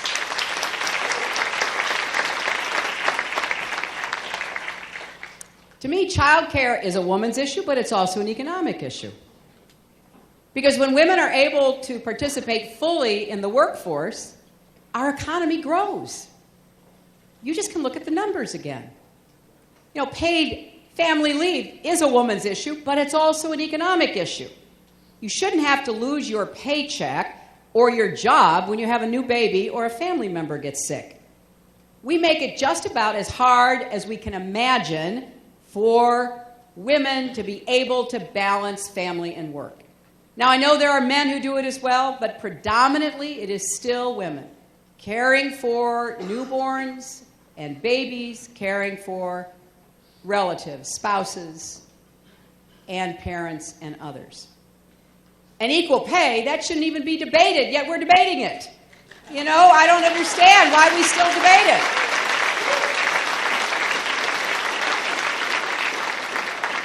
So any issue that affects women's lives and women's futures and the future of families and our economy is an issue I take seriously. And it's one that I'm campaigning on and I'm going to continue to speak out about. Raising the minimum wage is a woman's issue, right? Two-thirds of the people being paid minimum wage in America are women. And here's one of the worst things, and a lot of Americans don't know about this, and I am trying to talk about it so I can get a real groundswell of support, because when we raise the minimum wage in the Congress, which we will get to, it will be a hard job, but if we can elect some more Democrats for the next election, we will raise the minimum wage. And when we raise minimum wages in states and localities, which I also support, do not forget, there are people in many places in America today, predominantly women, who get what is called the tipped minimum wage. You know what that is? They can be paid as little as $2.13 an hour. Waitressing, bartending, hair salon employees. Because the theory is they will get up to the minimum wage with tips. The reality is that's often not the case. That in fact, they may not get those tips, or they have to be harassed on the job to get those tips. Or even worse, their employer pockets those tips. So when we raise the minimum wage, we are going to do away with this incredible injustice of the tipped minimum wage. People are going to all be eligible to earn the same minimum wage.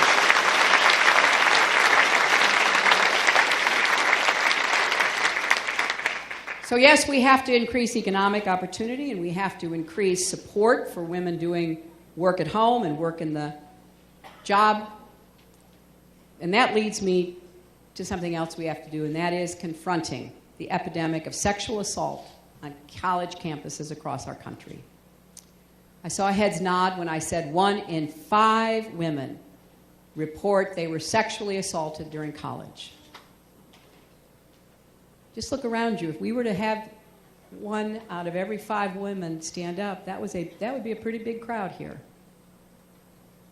Think of the impact on their lives. While they're trying to manage the emotional, the physical, sometimes the educational, financial fallout, they miss classes, some drop out, some never finish their education. Thankfully, this is an issue that is finally gaining the attention it deserves. But it is not enough to condemn campus sexual assault. We need to end campus sexual assault. And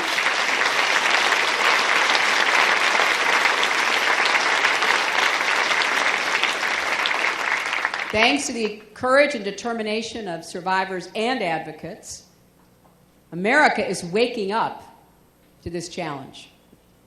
And on campuses across the country, including, very impressively, this campus, people are coming together and coming up with solutions. I was really impressed by what I heard has been happening here at UNI since 2000, when you got the first grant from that office that Bonnie Campbell first led all those years ago, to begin having what is, and certainly continues to be, a somewhat challenging conversation. Getting everybody at the table, listening to people, coming up with a way to approach this problem and try to end it. President Obama's administration has worked hard to shine a bright light on campus sexual assault, and I intend to keep talking about it and building on that. Here's why. Right now, in too many places, survivors don't know where to go or who to go to try to get help. Some campuses don't even offer support and services, including counseling and health care. So a lot of young women are truly lost and left out. Others present a maze of bureaucracy that forces survivors to navigate that without any real help at one of the most painful times of their lives. As president, I'll fight to make sure every campus offers every survivor the support she needs, and will make sure that those services are comprehensive, confidential, and coordinated. I want to add, too, that although the survivors of sexual assault are predominantly women, this also happens to men. It happens to the transgender community. It happens to others as well. So no matter gender, sexual orientation, ethnicity, race, services have to be there for everyone.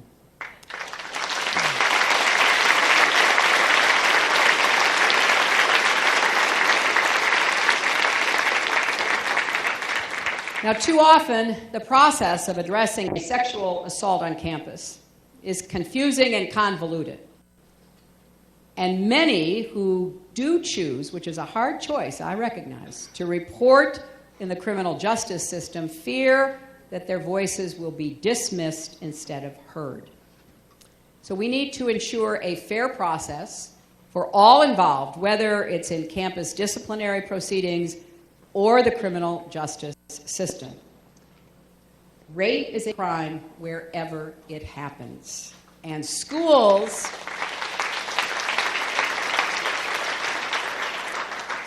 have an obligation.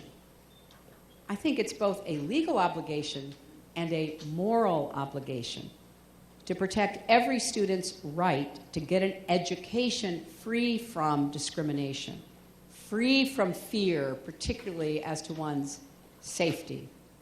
So reports of sexual assault need to be treated with the seriousness, professionalism, and fairness they deserve. Now, we have a great resource in our nation's law students who, on many campuses, can help to navigate this process. There are some successful law clinic models across the country where students are already working alongside experienced attorneys to provide valuable assistance. Back when I was in law school, I volunteered for the New Haven Legal Services program. It was one of the best things I did in law school. It's part of what inspired me to go to work for the Children's Defense Fund after I graduated. And so I'm looking for good ideas that come from anywhere. I heard some great ones upstairs, and I want to commend the young man from one of the fraternities here on campus who has taken on the issue. The fraternity has taken on the issue of working to try to change attitudes, to educate not only their fraternity members, but the broader campus, and even beginning to reach out into the community. And I want to also commend the mentoring program for violence prevention that was originated here on campus. There are good, smart solutions. We just need more of them, and we need to spread them so that more people have access to them. There are the issues of responsibility and respect that start long before students arrive on campus. I don't think it's enough to try to get a better response once an assault has happened. We need to stop sexual assault from happening in the first place. And we need strong prevention efforts to change attitudes associated with violence. We need to be spreading the ideas and talking to young people, literally starting in high school, about issues like consent and bystander prevention. This is a lot bigger than a single conversation at freshman orientation or, as I heard earlier, an online program everybody has to take, but it's kind of in isolation. People have to talk about this. They have to listen to each other. They have to try to understand that this is a serious problem that can be solved. This is something that everybody can play a part in addressing. So today I want to send a message to every survivor of sexual assault. Don't let anyone silence your voice. You have the right to be heard. You have the right to be believed, and we're with you as you go forward.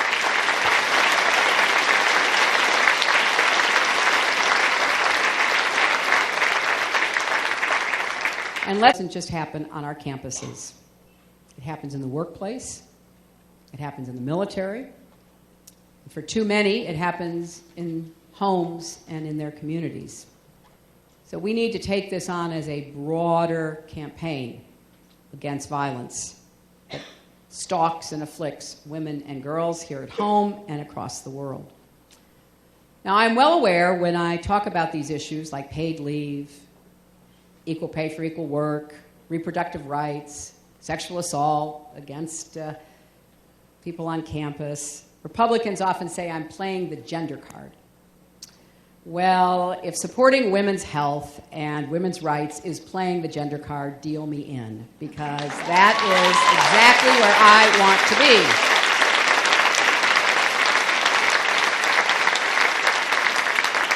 be. Now, on Wednesday, the Republicans will have another of their debates, and we can expect to hear more of the same. The top-down, out-of-touch policies that they have been hawking for years.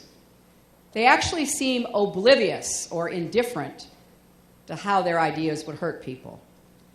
Last time, not one of them had a single word to say about how to make college more affordable, because I listened. Not a word for equal pay for women, or paid family leave, or quality, affordable preschool so our kids can get the best start in life. No real ideas about promoting clean energy or combating climate change.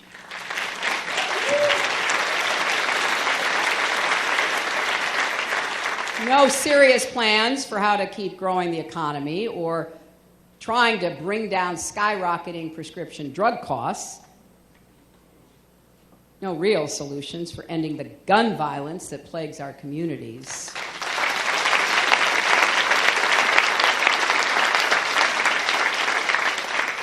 No one saying loudly and clearly that Black lives matter, and no one defending marriage equality.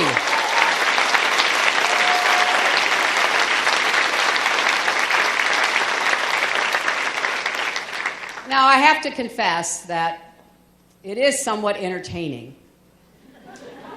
Their flamboyant frontrunner has grabbed a lot of the attention lately. But if you look at the policies of all of them running, they're pretty much the same. They're Trump, just without the pizzazz and the hair.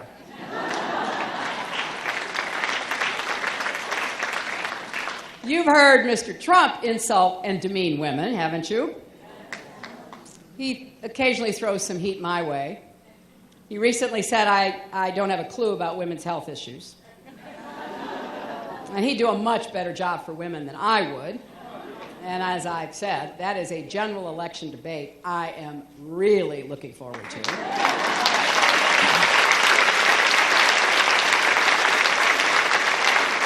I love it when he gets called out for his offensive comments about women. He comes back and he says he loves women. In fact, he says he cherishes women. Well, that's nice. But if it's all the same to you, Mr. Trump, I'd rather you stop cherishing us and respecting us instead.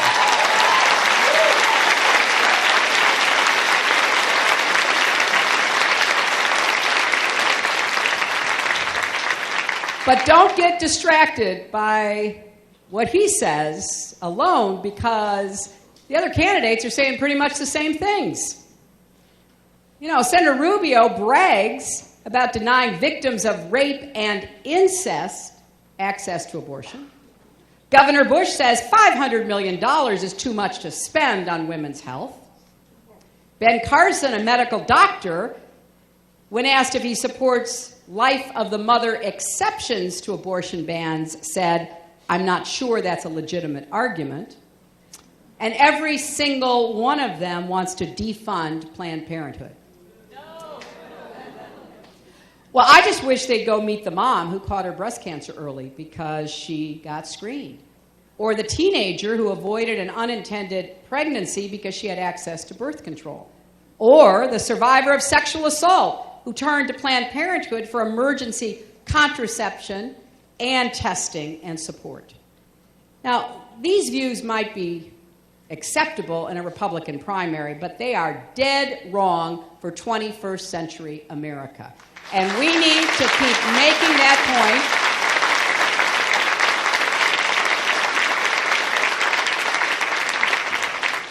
I am not going to let them shame and blame women. I'm not going to keep silent when they say climate change isn't real or same-sex couples are threatening our freedom, or when they keep going back to trickle-down economics, no matter what they call it this time. I've been fighting for families and underdogs my entire life.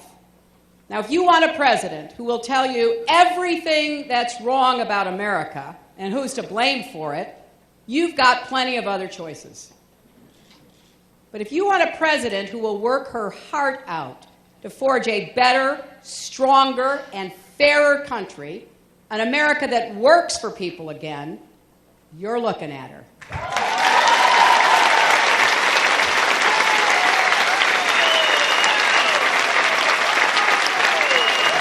So, it starts right here in Iowa, and I need your help.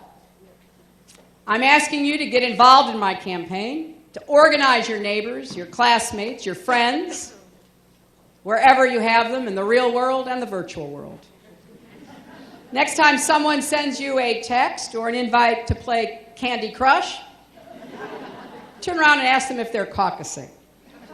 And right now, you can text JOIN, J-O-I-N, to 47246.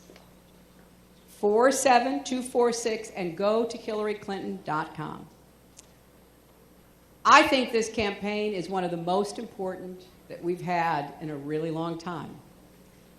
I'm not running for my husband's third term, and I'm not running for President Obama's third term. I'm running for my first term, but I can tell you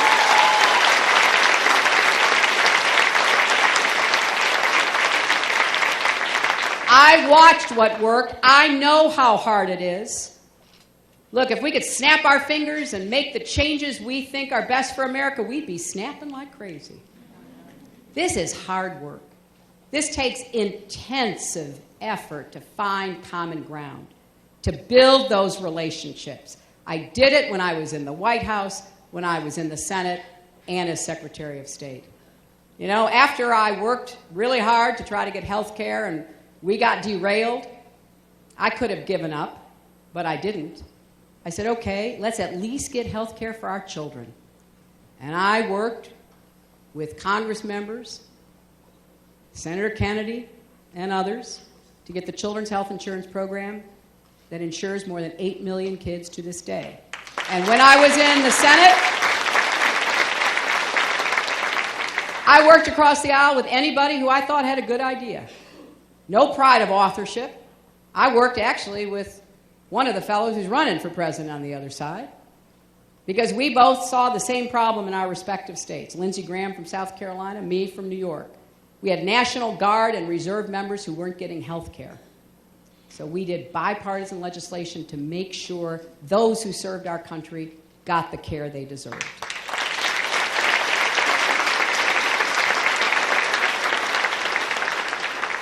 And as Secretary of State, the same thing. Reaching out constantly, looking for ways to find common ground with Republicans. I will go anywhere, anytime, to speak to anybody about trying to find that common ground. I think that's what you're supposed to do in a democracy. You know, you can move to a different country And there's a couple of them we can name, some pretty big ones and contentious ones out there, where you just do what you're told, right? There's no democracy. There's no seeking consensus. There's no compromise. It's their way or no way. That's not the way we work in America. It's frustrating. It can sometimes cause you to want to pull your hair out. But over time, we keep making progress together. And we produce results if we stick with it. I will also stand my ground. I will stand my ground against those who want to rip out the progress that we have made together over the last years. I can't do it without your help. I think we are on the way to a campaign of great significance in laying out an agenda that people can actually believe is possible. And then having an election on that agenda and then getting to work every single day to achieve it. So please join me in helping to build an America where everyone has a shot at achieving their dreams and living up to their potential. And yes, where a father can say to his daughter, you can be anything you want, even President of the United States. Thank you all very much.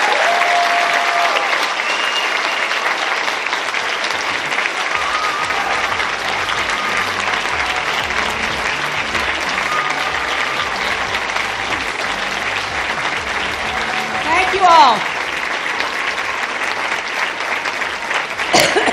Thanks, everybody.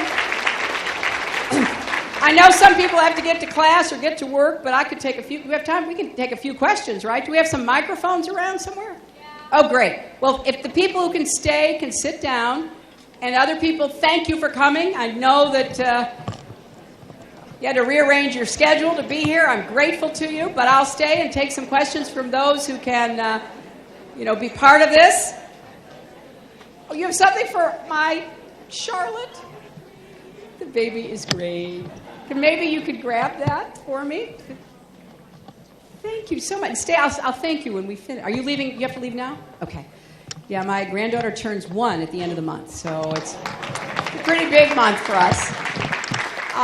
Okay. Yes, this woman right there. Yes, right there.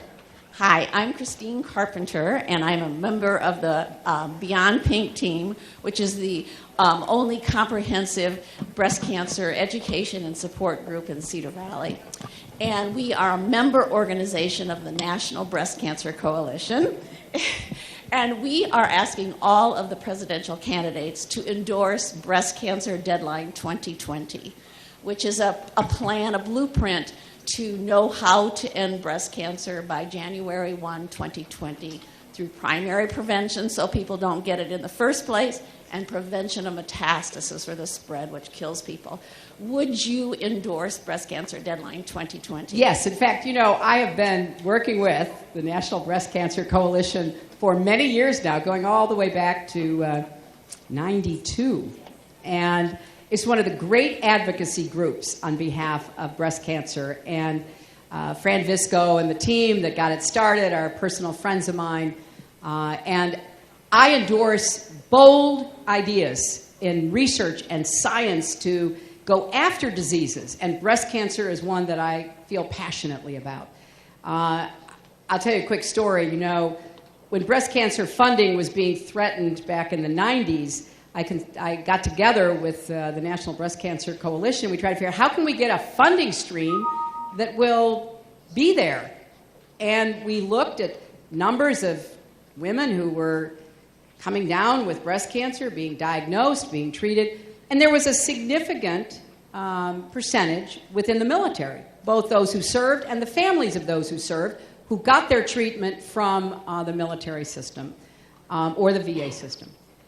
And so we came up with the idea that I promoted to put money for breast cancer research into the Defense Department. And we got it in there, and it still is there. And we're still going to keep working to try to end breast cancer by 2020 if we can make it. So thank you.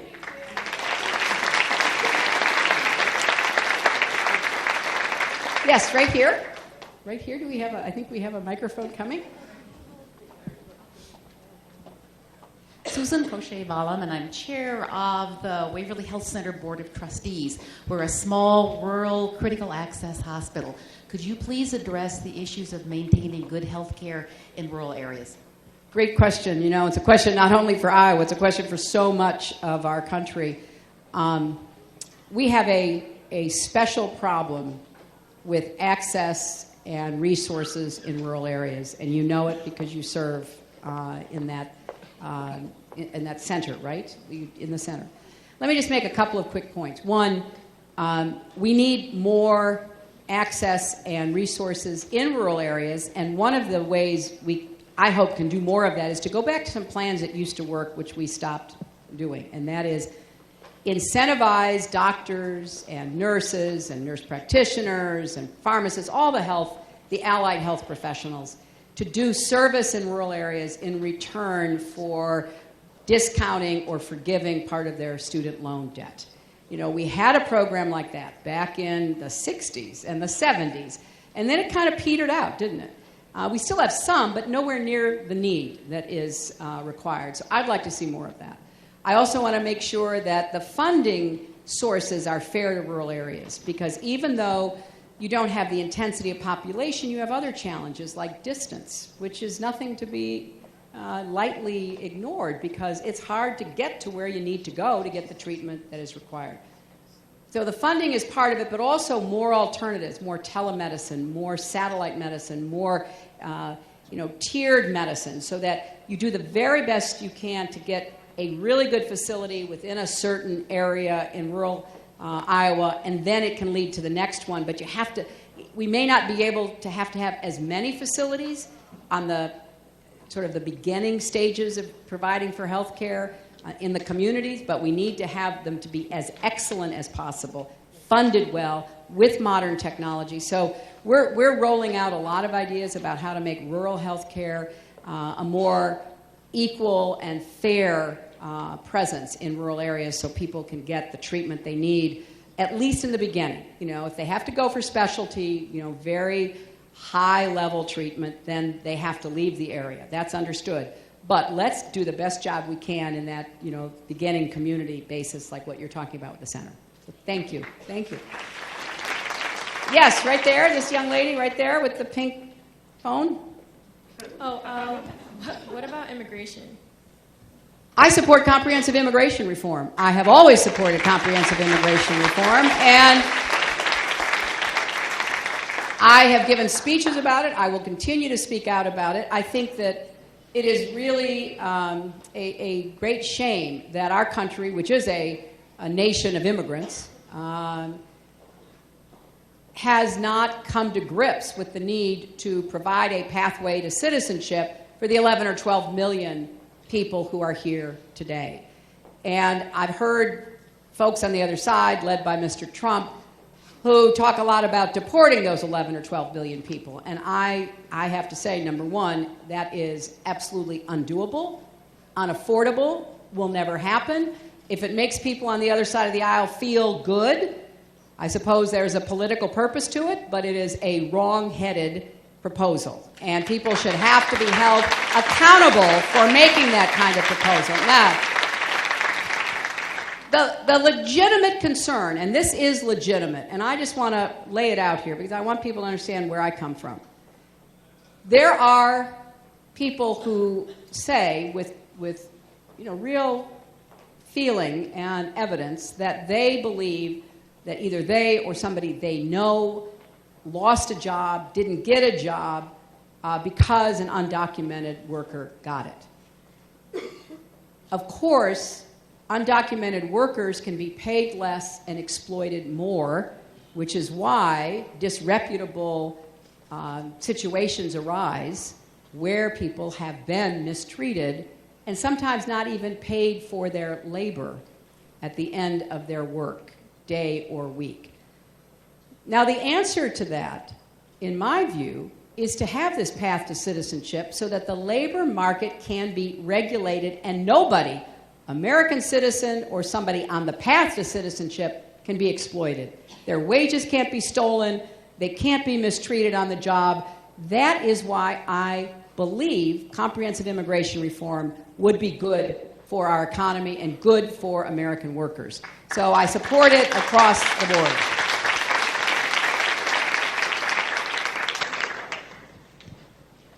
You guys together? Okay, you go ahead. Hi, I'm just a student here at UNI, and I've noticed there is no either pro-Hillary group or group that works in liaison with your office here in Cedar Falls. And I was wondering, how do you plan on engaging the youth here, not only at UNI, but at other campuses? Because the youth vote is an important vote. You're going to need that. Well, it's very important, and we do.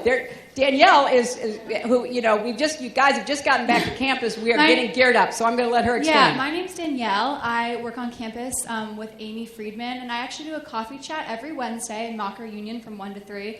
Love to see you there. We have a Facebook group, Panthers for Hillary, and we're really getting the ball rolling with team meetings on Thursday, so I'm so excited to have you as part of the team.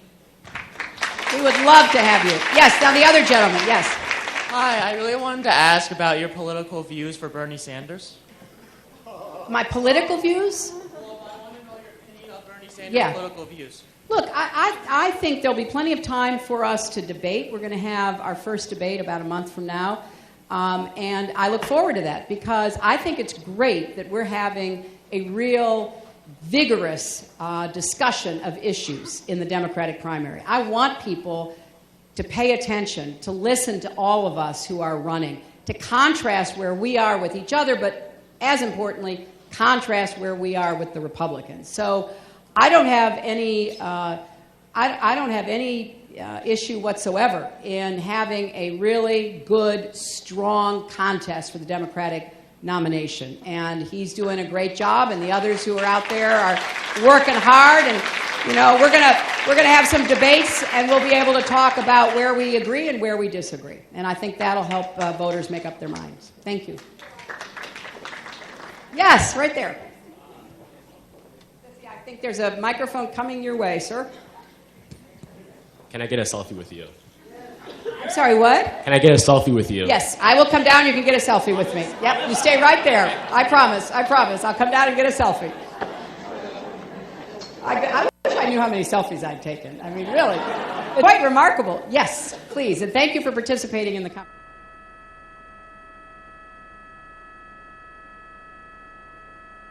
Arts education and your stance on arts education, but also funding for arts education in our schools and for the National Endowments for the Arts. I support arts education. I support the National Endowment for the Arts. I was one of the leaders during the Clinton administration in trying to keep it alive when Newt Gingrich and others wanted to kill it, because I really think that arts education is important on the merits. I was exposed to arts education in a public school system when I was coming up, and I'm no great artist. I think that's probably well known to people, but it really gave me information and access to thinking about things differently than I would have. So I am a strong supporter of the arts. I also believe kids learn differently. We know that. We know it from all of the educational research, the psychological work that's been done. Some kids are great at absorbing what comes from a lecture. Some kids are great at working with their hands and learning things and being able to. I'm going to pause this for a second, show you these visuals on SkyFox. This is on Lincoln and JD Lincoln and what? 32nd? Shea and 44th.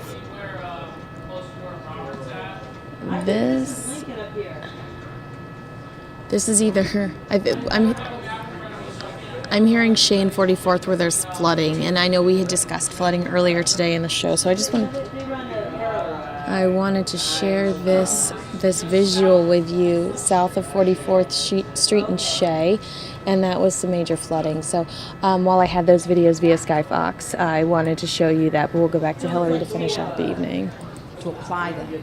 Some kids get really inspired by being involved in the arts. That's what gets them up in the morning, gets them to school, and gives them a reason for learning. So I don't want to see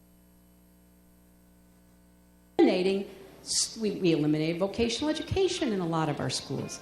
We've eliminated the arts. We've eliminated physical education even. We've eliminated so many of the other parts of the school day and curriculum that were really essential for different kind of kids to build confidence and skills. So arts and other kinds of learning programs should be back in the schools. So thank you. Yes, right there. Yes. Hey, so you've talked about how your clean energy plan will spur the economy. I'm just wondering how many jobs that will actually create for the economy. Well, I can tell you that if we did the kind of intensive clean energy program I'm advocating, it would create millions of jobs. And I could give you, some of the statistics. If we began to do more to move away from the subsidies we provide for fossil fuels to solar, to wind, to advanced biofuels, to energy efficiency, we would have a whole new set of businesses and employment opportunities. There are lots of examples now about this. Just take Iowa. You now get 30% of your electricity from wind, right? And equally importantly, you are now building turbines in Iowa. I was in Newton. An old factory has been taken over. And I was also visiting. Take a look at this tree that is in the middle of the road. This is, let's see if I got, JD, any idea where this is? This is Shea and 57th Street. And this is a tree in the middle of the road which has made blocked traffic off to one lane. That is a huge, huge tree, actually. Can you believe that? That is unbelievable. These monsoons are mean and devastating. So that is Shea and 57th Street, where traffic has been limited to one lane as there is a huge tree in the middle of the street. Cops there obviously helping to divert traffic. Of Agriculture, and he told me, because he really, I think, deserves a lot of credit for starting the wind revolution in Iowa, he told me that every wind turbine requires 8,800 parts. Somebody has to make those parts. And so in this community college we were visiting, we met with the president, who told us that he... Sorry to interrupt, Hillary, but I just thought this was a cool visual, again, at Shea and 57th Street, of this tree in the middle of the road, but it looks like a scene from a movie, so I had to interrupt Hillary for a few minutes and go back to it. These are current visuals out of Scottsdale, where we are looking at a tree in the middle of the street. Of your electricity from wind, right? And equally importantly, you are now building turbines in Iowa. I was in Newton. An old factory has been taken over. And I was also visiting a community college with Tom Vilsack, your great former governor, now the Secretary of Agriculture. And he told me, because he really, I think, deserves a lot of credit for starting the wind revolution in Iowa, he told me that every wind turbine requires 8,800 parts. Somebody has to make those parts. And so in this community college we were visiting, we met with the president, who told us that he gets, it was Des Moines area community college, he told us he gets so many requests for machine workers, for tool and die makers, for people who have the skills for advanced manufacturing, that he can't even fill them. So if you go all the way down the supply chain, making the parts, putting them together, installing them, making them work, this is a huge employment opportunity. And I just want Americans to understand that, because some people, like all of you wearing your Solutions orange t-shirts, you guys are already on board. You understand and are committed to combating climate change. A lot of Americans believe in it but aren't quite sure what we can do about it. So I want a very specific set of proposals, one of which is We're going to install 500 million more solar panels by the end of my first term, and we're going to have enough clean energy to power every home by the end of my second term. And that's all achievable. So,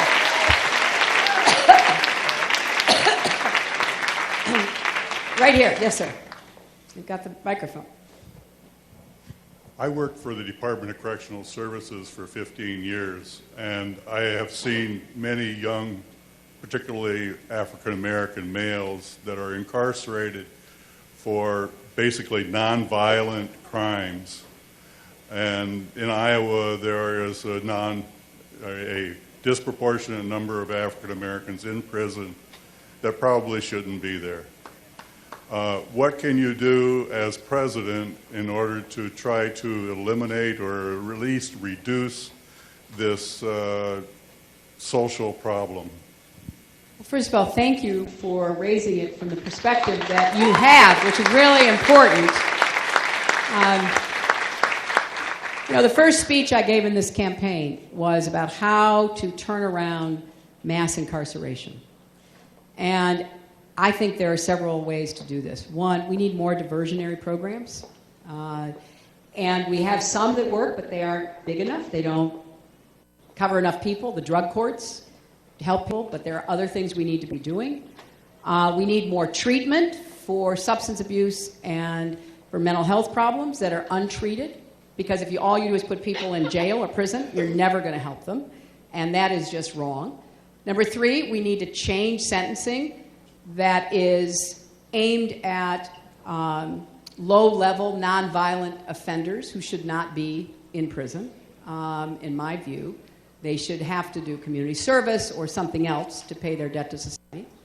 We need to take really seriously the point you raised, and that is the inequities in our criminal justice system and our court system, our incarceration system. If you're an African-American young man in America, or you're a white young man in America, and you do exactly the same thing in the same place, you are far more likely to be arrested, taken to court, and sent to prison if you're the African-American man and not the white man. So part of our challenge is to go right at the institutional problems, the equity problems, the resource problems, but we have to address this. It's not right, and it's not necessary the way we have overdone it. And violent offenders, drug kingpins, those are different stories. You deal with the individual, the people who are really causing havoc or who part of, institutionalized, organized crime have to be dealt with differently. As president,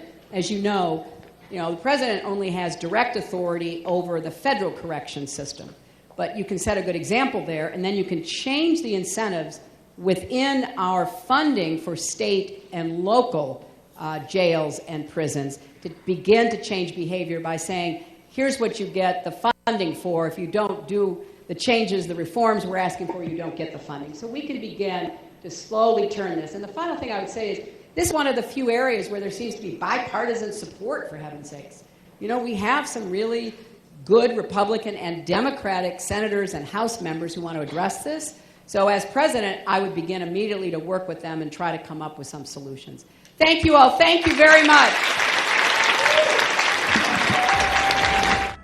We're looking at SkyFox as SkyFox is chasing some of this scary monsoon mess.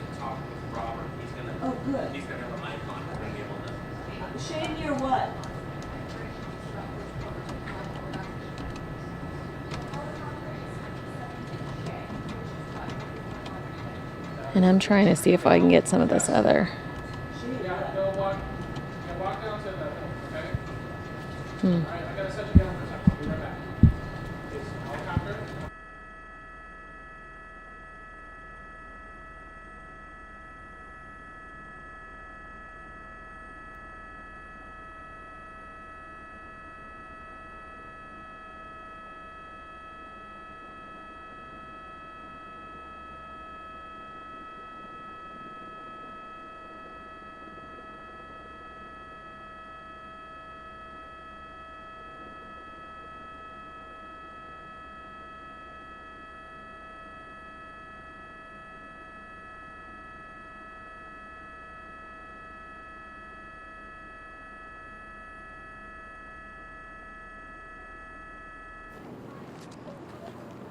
I think we're looking at some other live visuals. This is from one of our cameramen here at Fox 10 Phoenix. Well, why don't you walk across, and then we'll walk across and go to this. This is Nicole that we are with right now. Start on me. We'll start right here. Nicole's gearing up for our 9 o'clock broadcast. She's practicing and talking to producers, so I'm going to go ahead and mute her so that we don't. So she has some privacy. I think it's out there already. I think it's on my desk. I think yours is over there to Mark. And Karen. Thank you so much. Mm-hmm.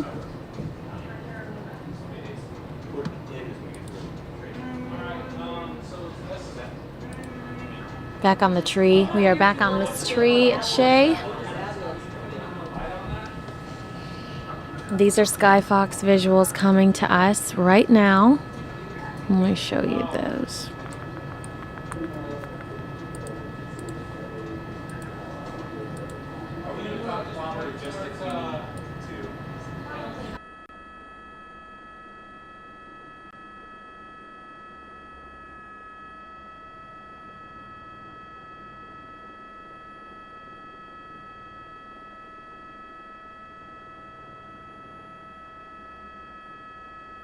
And here's Nicole's shot. Oh, we're losing Nicole. Oh, there's Nicole's shot too of some rescue crews out right now trying to clean up after some monsoon madness. But let's go back to that tree because you cannot beat this view right now. Looks like something out of a movie.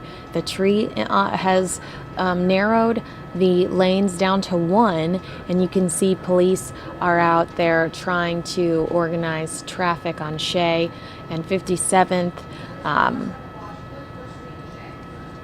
Yeah, this is interesting.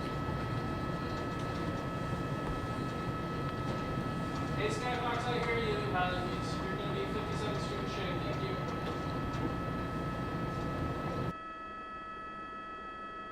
Some interesting live stuff coming in from Nicole too. Oh.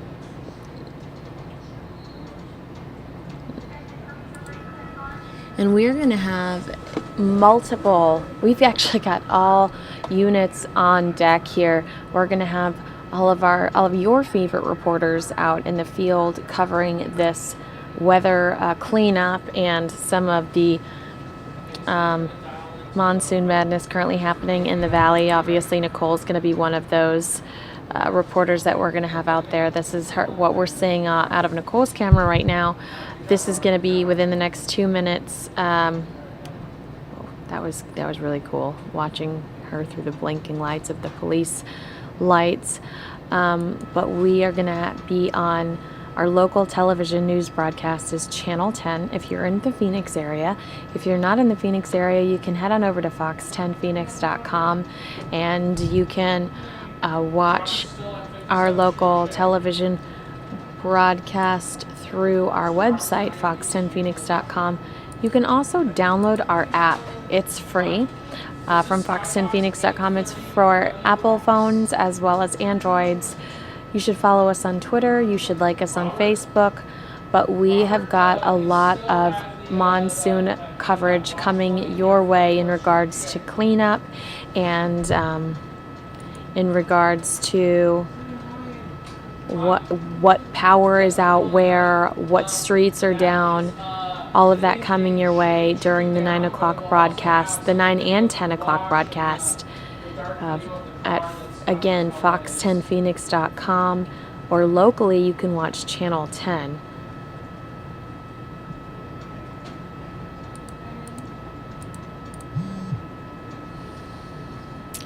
I'm seeing here nearly 5,000 people without power after storms slam Phoenix.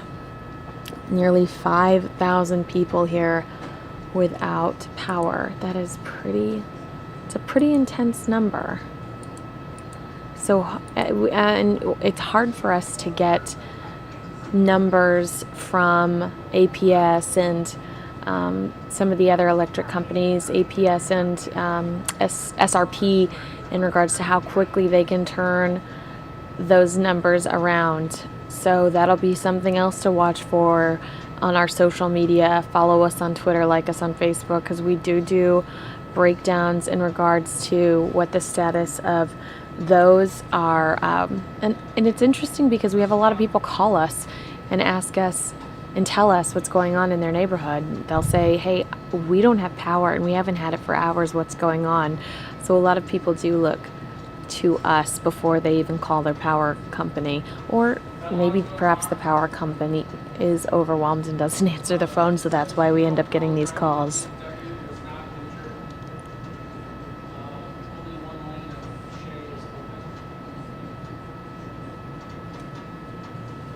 It is 9:01 though, so I'm going to go ahead and let you go. I apologize for my current state, but I did run into the rain for you. So I do look a little weathered, literally. But we do appreciate you spending your evening with us. We'll be back tomorrow morning. I'm Kinsey Schofield, and I will see you tomorrow afternoon on Fox 10 News Now. Make sure you turn on Channel 10 because we have got a ton of weather coverage for you. Is it over? Who's without power? When power might be turned back on? What streets are not available for you? And all that good stuff. I see it on right now. Turn it on right now and spend your evening with Mark Martinez and Kari Lake.